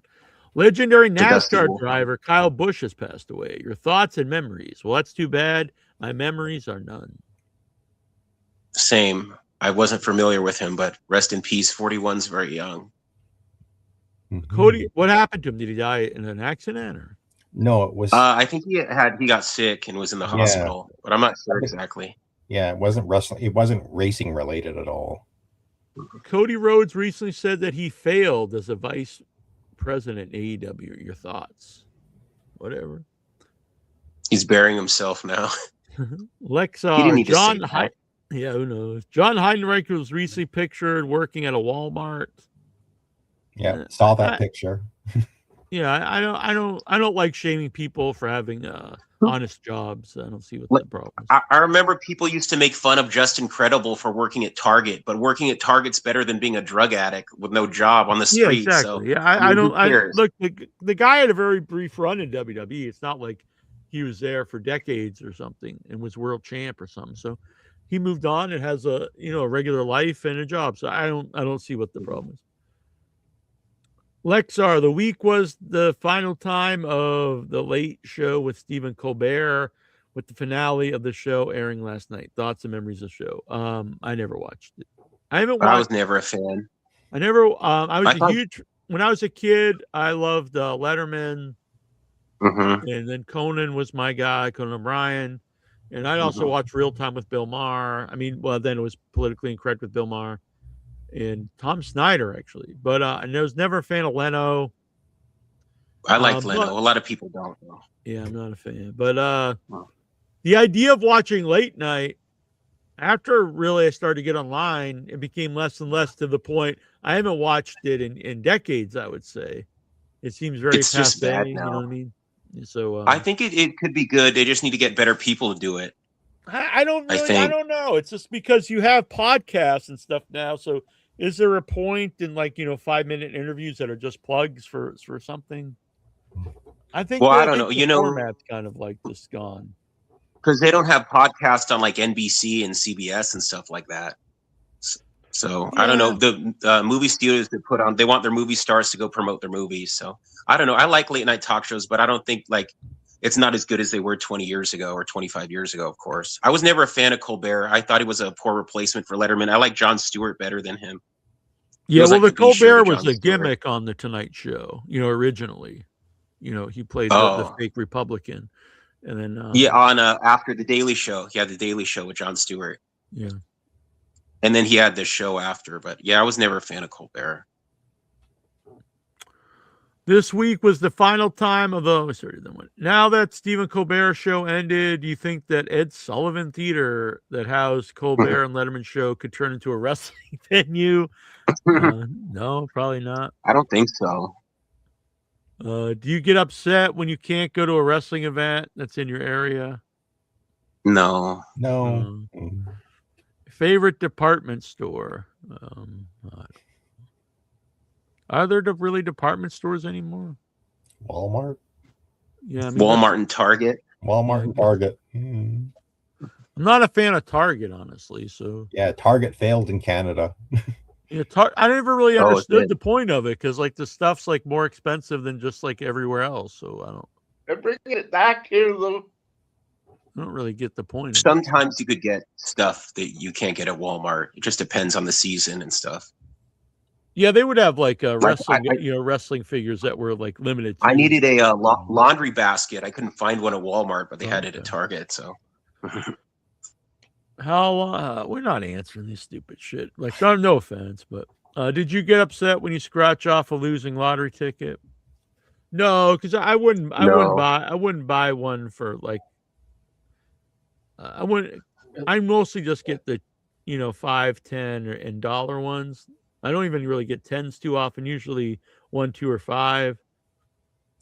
But if I was gonna buy one where the amount I was losing would make me upset, I wouldn't buy them. So like if I lose $20, this is gonna upset my day, then I wouldn't spend $20 on lottery tickets.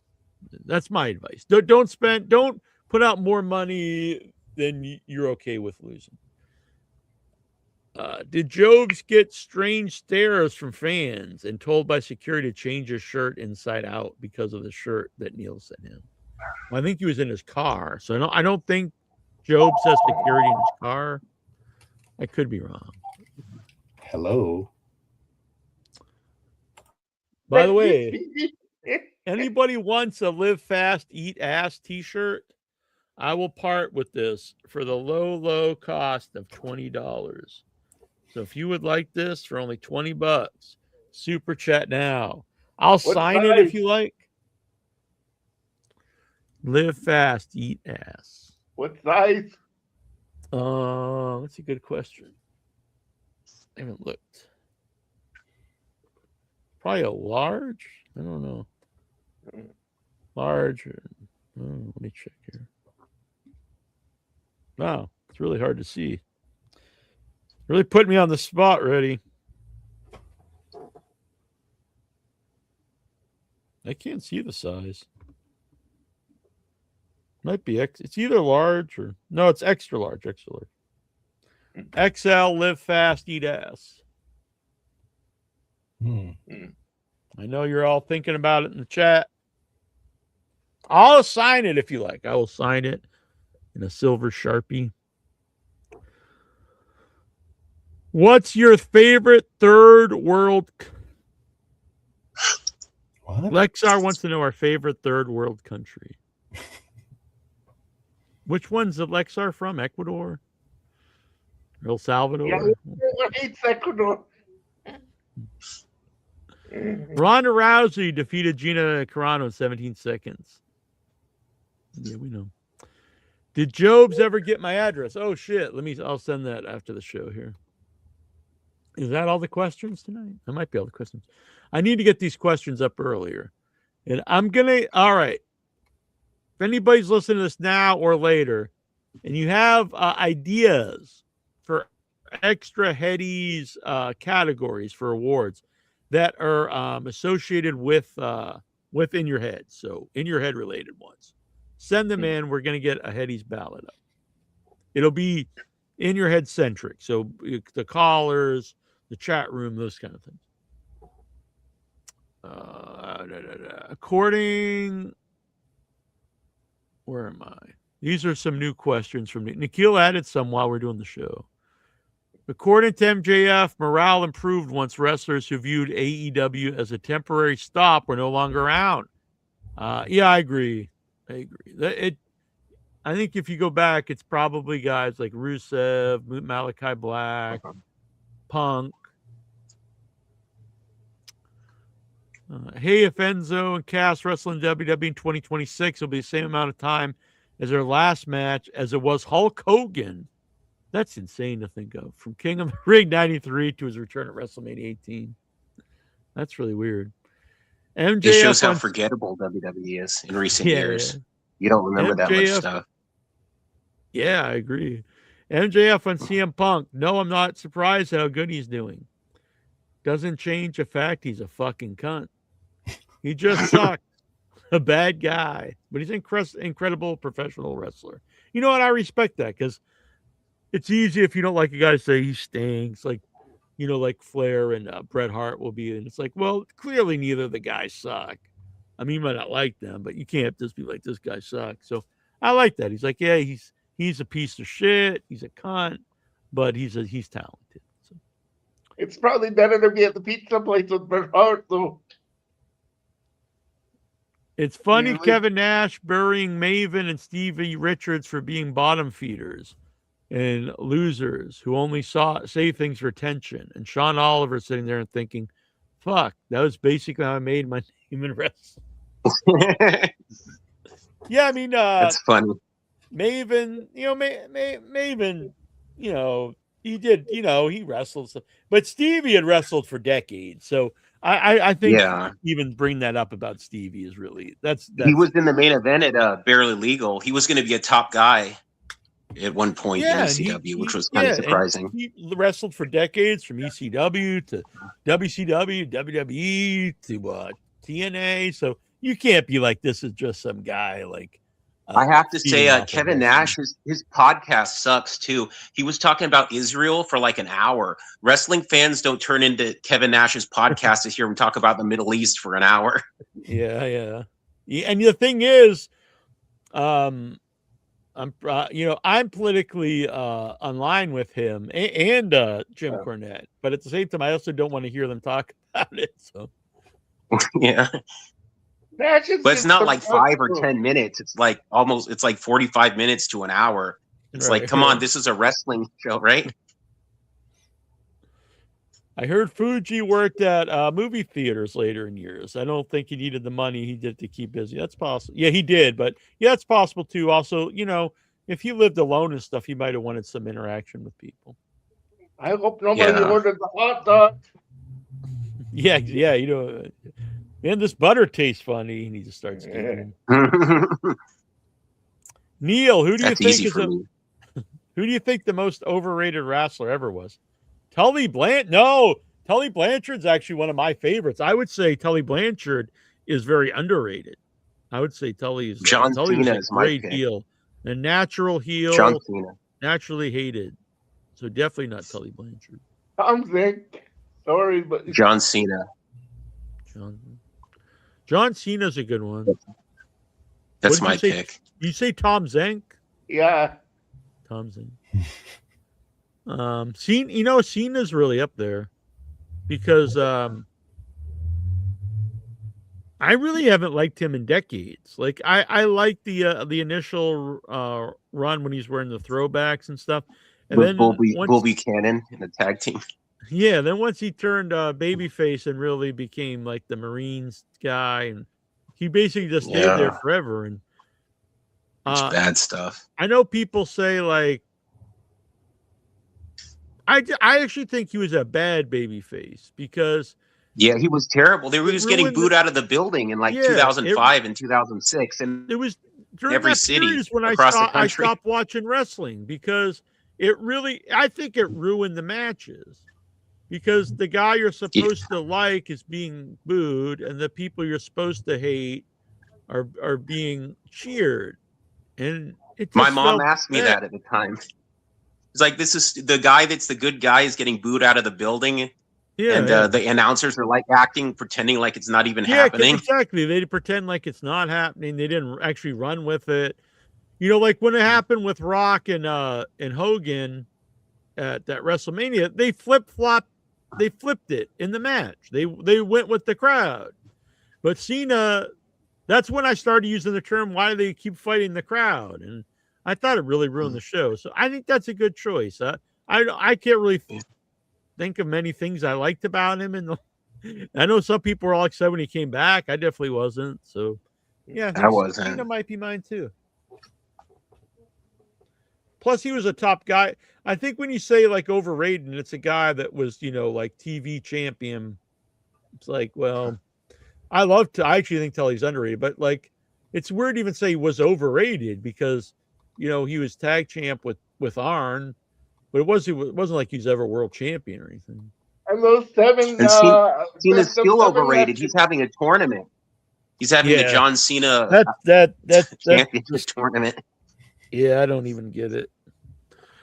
all these best of 7 matches popped. Oh yeah, he actually has legit one of my favorite matches ever. Is the I Quit match with Magnum TA, and they got the shard of the tape of the chair. He's gonna poke it in his eye. I think that's legit one of the best matches I've ever seen. I think I'd put it as one of my top 3 or 5 finishes ever. And just I think an example of how good he was as a heel. It was at one of the I think it was Survivor Series, and they tag him in. He doesn't even make any contact. He does a little strut and goes back in and tags out without hooking up, and the crowd just hate him. And I was like, that's a real heel. He got hated without even doing anything. And there was I always was drawn to the heels, and even before it was like fashionable. And there was always something about him that was like, this is like a legit asshole. And so I really liked that about him. Yeah. But so yeah, Tully's actually, for me, I'd have him actually pretty underrated. But if you would say most underrated guys, I would put like Brad Armstrong in there, because I think he's one of the best in-ring wrestlers I ever saw, but never really got a push of any kind. Bobby Eaton as a singles, he had a lot of success as a tag team. And I always thought in WCW at the end there, they had both those guys and they were both just jobbers. And I was like, man, these are 2 of the best in-ring wrestlers. That would have been a great tag team, Bobby Eaton and Brad Armstrong. Plus, it would have been like 2 old NWA guys. I think like hard, long-term WCW fans, that would mean something. But, it never happened. And it's weird because I think Road Dogg is probably the worst wrestler in his family, but had the most success besides maybe, his dad, I guess. Armstrong was the masked Freebird for a while. They should have left him there. Remember when I had some funny interaction with Road Dogg on Twitter like a week ago. Did he block you or something?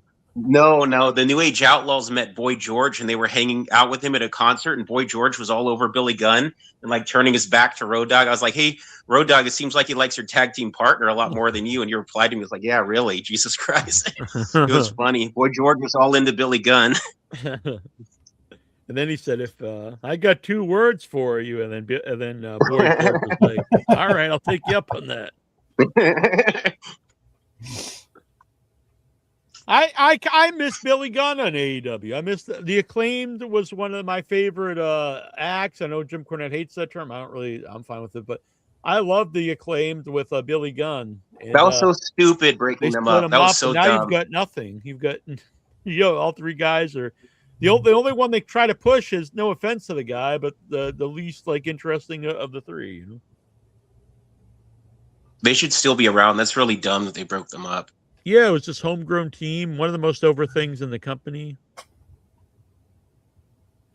They really just sacrificed them right away to the Hurt Syndicate. It's like, this is your homegrown team, one of the most over things, and then it's like, we get these new guys, let's just have them, like, not even just beat them, that's fine, but they just destroyed them, like they no-sold all their moves and just decimated them. I was like, man, they just look like complete nobodies.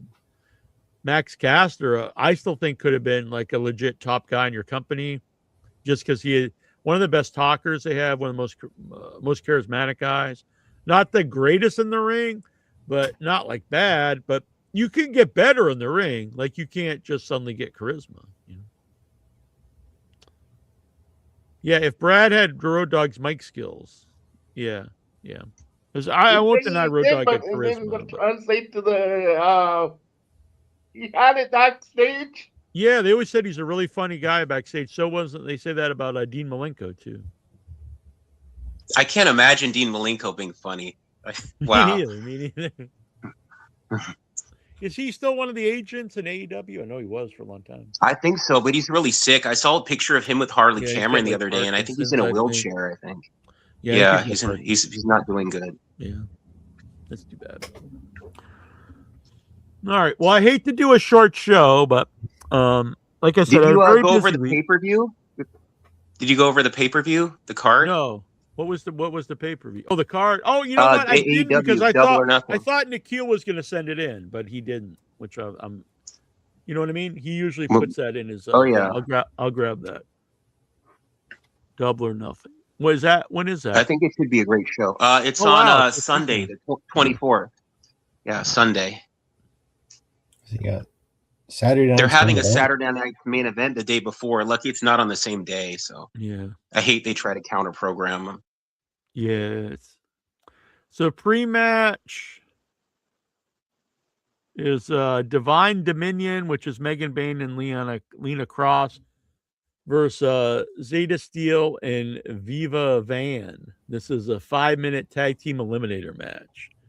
I hate these eliminator things. They should get rid of it. Yeah. If you do eliminator matches, it should be two people that aren't already the champions, and if they win, then they get a title shot. But I really, and I don't think any titles should be in the pre-show. So if they're not good enough to be on the main show, it probably tells you like maybe these belts aren't worth having. I do love the AEW pre-shows have a lot of matches on them. I do unlike too. WWE, Yeah, where it's just like a sports center thing. That's terrible. That's a good point here too, because it's not like you're watching a pre-show. It's just like an extended show, honestly. Because you have Boom and Doom, which to me really are the perfect act for these pre-shows, because they legit get you excited about the show. I don't say this, joking around. Like I honestly enjoy Boom and Doom. Big Boom, AJ, and QT Marshall.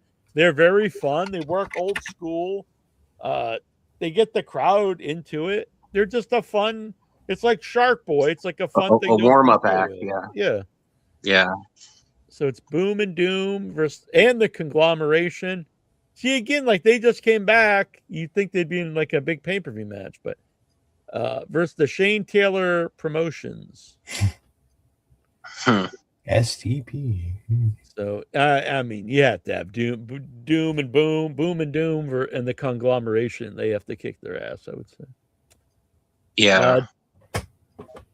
Death Riders, Claudio Castagnoli, Daniel Garcia, and Wheeler Yuta versus the Ops. Wow, that's a pretty big match for the pre-show too. So actually, the pre-show does have a lot of big names on it. I would say Death Riders go over. It's a return. Yeah, I think so. So the Ops are Anthony Bowens, Hook, and Shibata. Who cares? Not to be a dick. Singles match for the AEW International Championship. Okada versus Takeshita. Okay, for the love of all that is holy, Takeshita should destroy Okada, and we should never see Okada again. He should retire Okada, push Takeshita.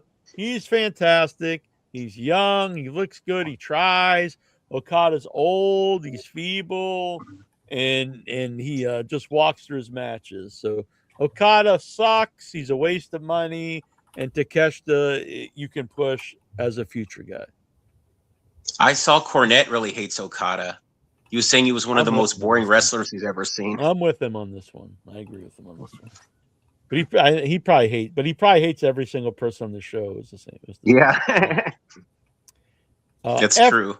FTR defending the tag belts in an I Quit match versus Cage and Cope. Wow, now that'll be awesome. I'm going to say Cage and Cope win, because you can't have them lose 2 in a row. And then if you it's their careers as a tag team too. Yeah. They have to break up as a tag team. So I hope they win. Oh yeah, if Cage and Cope, I'm with them. That'll be good. This one, I'm always a fan of the Stadium Stampede matches. I find them highly entertaining, and so this one is a really jacked lineup. Jericho, the Hurt Syndicate, and the Elite, which is Kenny Omega, Jungle Jack Perry, and the Jacksons versus the Demand, Ricochet, Bishop, Khan, Toa Leona, Don Callis family, Mark Davis, and Andrade, and the Dogs. Well, I will say they could have maybe put somebody better in there than the Dogs, but this is pretty the heel team's really pretty weak. Yeah. So Jericho's team all day. I think Jericho's team's got to win this one. Yeah. That's like an all-star team there. I kind of thought they would take Ricochet off TV when he told that old lady, I'm glad you got MS. Yeah, that's pretty messed He's up. all over the show still. 4-way for the AEW Women's World Championship. Chris Statlander, Jamie Hayter, and Shida, and the champion is Tekla. They really need to get some like over women to challenge Tekla. I think Tekla's amazing, but they don't have any challengers for her that really have any momentum going for them currently. I'd love to see them bring back Britt Baker, but I don't know what's going on with that. Yeah. So I want Tekla to win. Me too. Tekla all the way. Here. Samoa Joe versus Will Ospreay, quarterfinal in the Owen Hart Cup. That's going to be awesome, I would say. You've got to go with Will Ospreay. Yeah, Ospreay. Bandito versus Swerve Strickland, also quarterfinal. I would say a swerve on that one. That'll Swerve, yeah. Swerve. Athena versus Mina Shirakawa, women's quarterfinal. There's only one women's quarterfinal in the show. I hope Athena wins. Yeah, I'm not a fan of Mina Shirakawa. So yeah, I want to. Me neither. Ugh. John Moxley defending the AEW Continental Championship versus Kyle O'Reilly. Oh, go Moxley. What the fuck about Kyle O'Reilly? That's like the semi-main event. Kyle fucking O'Reilly? He's from my area. Wow. Moxley all the way. Fuck Kyle O'Reilly. And then the main event, title versus hair. Darby Allin versus MJF. This is going to be I'm really looking forward to that. Mm-hmm. And I love MJF, but I predict Darby wins. Darby keeps the belt and MJF shade. I think there's more mileage there. You could continue doing the Darby Allin, like squeaking out a win every week while you build up and the next rematch. MJF now has to put something else on the line to get the rematch, maybe his career or something. So I like it. It should be a great match. Or it should be a great show, I think. Yeah, I think so too. Nasty, simply ravishing. Nasty Neal, did you do a show called The Fever? Or did I dream it? Did you have a fever dream? Is what I would say. Fever time, baby. Oh, you know, I need to find that song. Yeah, I did that. It was that but that was a parody of Kevin Nash's TNA theme, wasn't it? Was it? What was his theme? It was just like doon doon doon doon doon. It was so weird. It was his TNA theme. I don't think it was, honestly, but okay, it kind of reminded me of it. It was fun. I like Friday Night Fever. Yeah, TNA. I've tried to. I haven't done it for a little while, but I was talking to Buck for a while, then I didn't get a reply for a bit. Maybe I'll have to reach out and see how Buck's doing if he's out of prison. I used to listen to it, Friday Night Fever. I didn't know you were around that long, Michael Petrelli, because that was quite a ways. I've been listening since 2005. Oh wow! Since the very beginning. You did Wrestling News Live. I found out you and Incher when you guest hosted Wrestling News Live. Oh, sweet.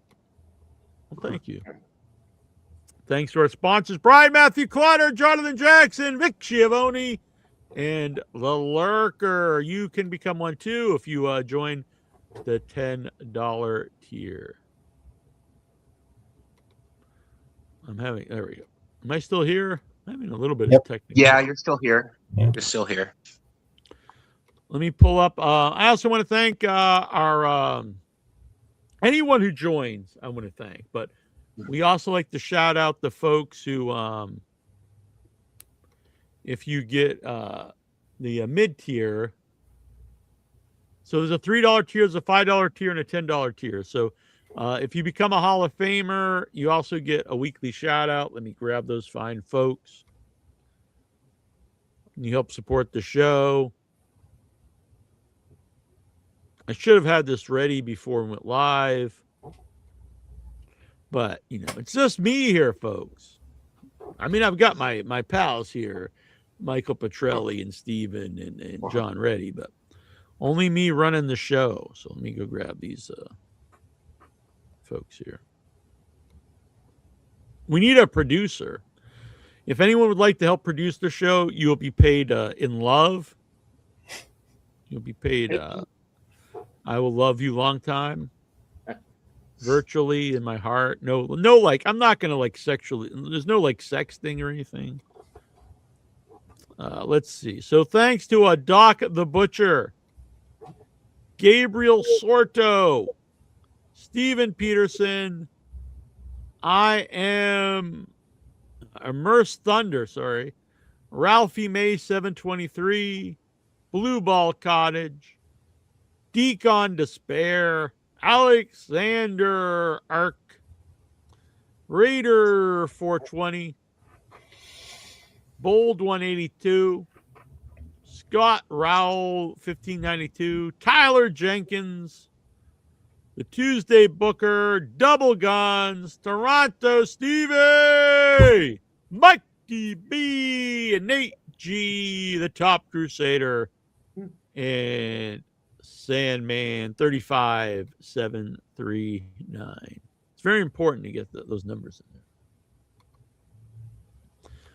in there. And thanks to some super chats today from Frog Tony. Let's see. I just think Tully was a mediocre look. Mike skills and ring work. I completely disagree on the Mike skills and ring work. He didn't say. Oh, he was great on the mic. Yeah, great promo, great in the ring too. Yeah, I don't really would not agree about being pushed because of the connections to his dad. I mean, that had no bearing on anything in the NWA. You know, why would I think his daughter's really talented too, but it's a shame she'll never be in WWE or AEW probably. Yeah, I mean it's their own fault, but it is. You know, it's a shame though. Yeah. Mm-hmm. All right. Any last words, Mr. Reddy? Yeah, I was sorry for the noise earlier, but it's like hard for me during the day. It's totally fine. Yeah, I didn't need it, but you know. No, you're good. You're all good. How about Steven? Any parting words? Parting is such sweet sorrow. So, yeah, my Raw report's on the In Your Head Facebook page. I go into detail about Brock Lesnar. Oh yeah, so Brock's back. Like they did it. They actually did. That was the only. I guess the one of the main event that night too. The second main event with Punk, but Punk and Roman. Yeah. To me though, the real WrestleMania moment was the Brock retirement. I thought it was really well done. It was memorable, and then they just flush it away. They're like, now he's back. Like, yeah, not even a year later. Like. A month later. See, I don't think Brock's that great of an actor. I think he was legitimately like retiring. Yeah, I but agree. Then because he really caught up in the moment. Yeah, but whether it's TKO handing him a bunch of money or just pivoting and deciding, oh no, maybe we better bring him back or whatever. Oh no, you don't, Brock. That was a legitimate surprise. They kept the lights down low. You couldn't see. All you saw was somebody attacking Obafemi. And I'm not against bringing him back at some point, but not like a month later. I mean, come on. Why not? Even if he did like next year at WrestleMania, and he's like, "I'm back. I thought about this. I need to get my my win back." You know what I mean? Something, but not a month later. Yeah, but that was like. But when you think about it, like Obafemi has yes, he should win matches, but as for the PLEs, who's going to face him? So Brock's, I think it's probably going to be Clash in Italy. I really just don't think there's a lot there. I think they should strike, while the iron's hot. Put like one of the world titles on him right away. See if there's something there. Because I don't really foresee Obafemi being like a long-term like draw or interest on him. Me neither. I agree. Get what you can out of the Brock matches. If you put a title on him, then you have someone beat him. You got something. And if there is something there, you could build him up again. But if he just kind of fizzles away, you don't really have anything. And post Raw report, it sucks to be Marty Jannetty. Poor had his leg amputated. Poor Marty. Yeah. Yeah, it's very sad. Yeah, I didn't. I knew he had a bad ankle for a long time, but I didn't know it was going that way. So that's really sad news. You hate to see it. He was I did the even see second guest on In Your Head, wasn't he? not the He second, was but the second one. he was. We did a story about him the very first episode, but he was. It was a few years in when we had him on, but he was a really good guest on the show. Oh, okay. Yeah, I remember that. Yeah. And I did see somebody like, oh, he doesn't deserve our sympathy or something. Like, dude, like, yeah, I get he says like dumb stuff, but that's not like I want the guy to get his leg amputated. I mean, come on. Like, Whoever said that's an asshole. He does deserve our sympathy. yeah, he was a good wrestler, and yeah, yeah, he gave He his got body. screwed over in wrestling too. I mean, Yeah, he gave his body to us, as fans. his buddy Sean wasn't exactly looking out for him all the time. Right, yeah. Yeah, I mean, he's kind of I get he's kind of a goofy dude, like, but to be honest, he's only hurt himself. Mm-hmm. It's not like he's done anything. No one really has stories where he did anything to screw anybody over. You know what I mean? It was like not malicious or anything like that. Well, I've seen on some people, they do have that story. The what? You have seen on some people on a plane. Yeah, but that's not like. Here we go. Look.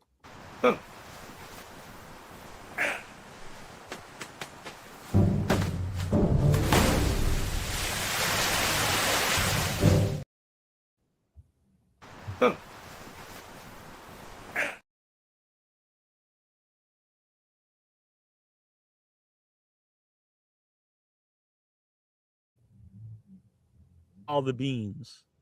He gets thrown off. Wow. And he just blows up into beans. So we finally had the payoff to the big bean storyline that everyone was really dying to see the payoff to the beans.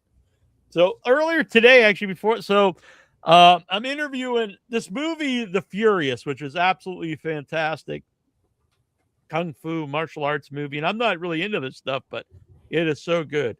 And so I'm interviewing one of the main guys in it. He's also in Mortal Kombat as Sub-Zero. He's in Fast and Furious 6 and a lot of stuff. And it was so I'm sitting here and I'm waiting and I'm like, man, where is this guy?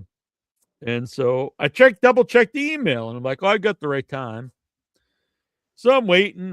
And I was like, well, I know I had the right time. Let me check again. And so I looked again and I was like, oh, it says Friday the 29th. So I was like, I guess I probably shouldn't sit here for 7 days. It's nice to be early for an interview, but I don't think I need to be 7 days early. So anyway, that's how that went earlier today. But The Furious comes out in June, so I don't know when the interview will pop up, but I'll be doing that next week, pop.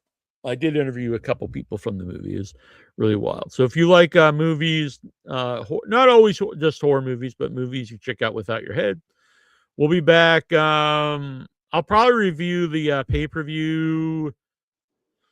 Probably not Sunday night because it just gets so late, after the show, but I'll review it sometime this week. Maybe Tuesday, actually, because I think Troy and I are going to go to movies Tuesday. I might be away Monday. Well, I'll do a review of the pay-per-view sometime this week. And we'll be back next Friday. I think we're going to try to do the Headies next Friday, but we're going to do the Headies as the In Your Head Headies. So it's going to be, fan of the year, rookie of the year, most hated of the year, all that kind of stuff. And so to mix this up and make it, flesh it out, because I think we have like 10 categories. If you have any ideas, make them, fun. They can be silly because it gets to be about In Your Head, the Headyverse. Send in ideas for award categories, not winners, but categories. And then I'm going to make a ballot. We'll send it out. I'll get the ballot out, this weekend. And so we have, roughly a week to vote, and it'll be a fun time. Also, if you're listening, you're not on social media, you can email me and I'll email you a ballot. So it won't be about wrestling this year, like favorite pay-per-view or wrestler. Yeah, I just think because we're so far into the year, it's going to be hard to remember what was this year and what was last year. Oh, yeah. You know what I mean? Okay. Will that be all right? Yeah, it's fine. All right. Or maybe we'll do a half year heady next month for what was the best of the half year. And we'll have 2 headies then this year to make up for it. How's that better than one. Really? Yeah. The half year headies. That should be the slogan. 2 headies are better than one. Yeah, I like it. We'll pretend it's. I mean, we'll go to Saudi Arabia. It'll be the best headies ever. Yeah, it'll be good stuff. I don't think I fit in a suitcase. Maybe we'll get a guest co-host. I don't know. Oh, I did want to say also that I talked to Zelina Vega on Instagram, and it seems like her and her husband are going to AEW. Oh, cool. Yeah. I said, I hope I see you in AEW, and she was like, fuck yeah, Mike, me too. So I think they're going to go to AEW. Nice. I interviewed her. Enough to do that. Interviewed her years ago at a horror movie convention. She's very nice. Oh yeah, I remember that. You posted it on a YouTube, right? Yeah. I'll have to. It was her and Tommy Dreamer, I think. I'll have to reshare that. Who's her husband? Okay, cool. Alistair Black or Malachi Black. Oh. Best in your. These are good. So Vic, message me these on Facebook. So message me, email me at iyhwrestling@gmail.com. Any category ideas. All right. Any last words, Mr. Petrelli? Oh no, just hope everybody enjoys the pay-per-view and have a good week. All right. Good night, everybody. And we'll be back next week, Friday. Good night, delight in your head. Bye. Bye. Andre the Giant. Andre was big. Yeah. It was not small. No. Andre could drink and he could fight. Drink. And fight. Andre was big. Yeah. It was not small. No. Andre could drink and he could fight. Drink. And fight. Andre the Giant. Andre was big. Yeah. It was not small. No. Andre was great. He was not bad. A great big heart and a great big man. Andre was big. Yeah. It was not small. No.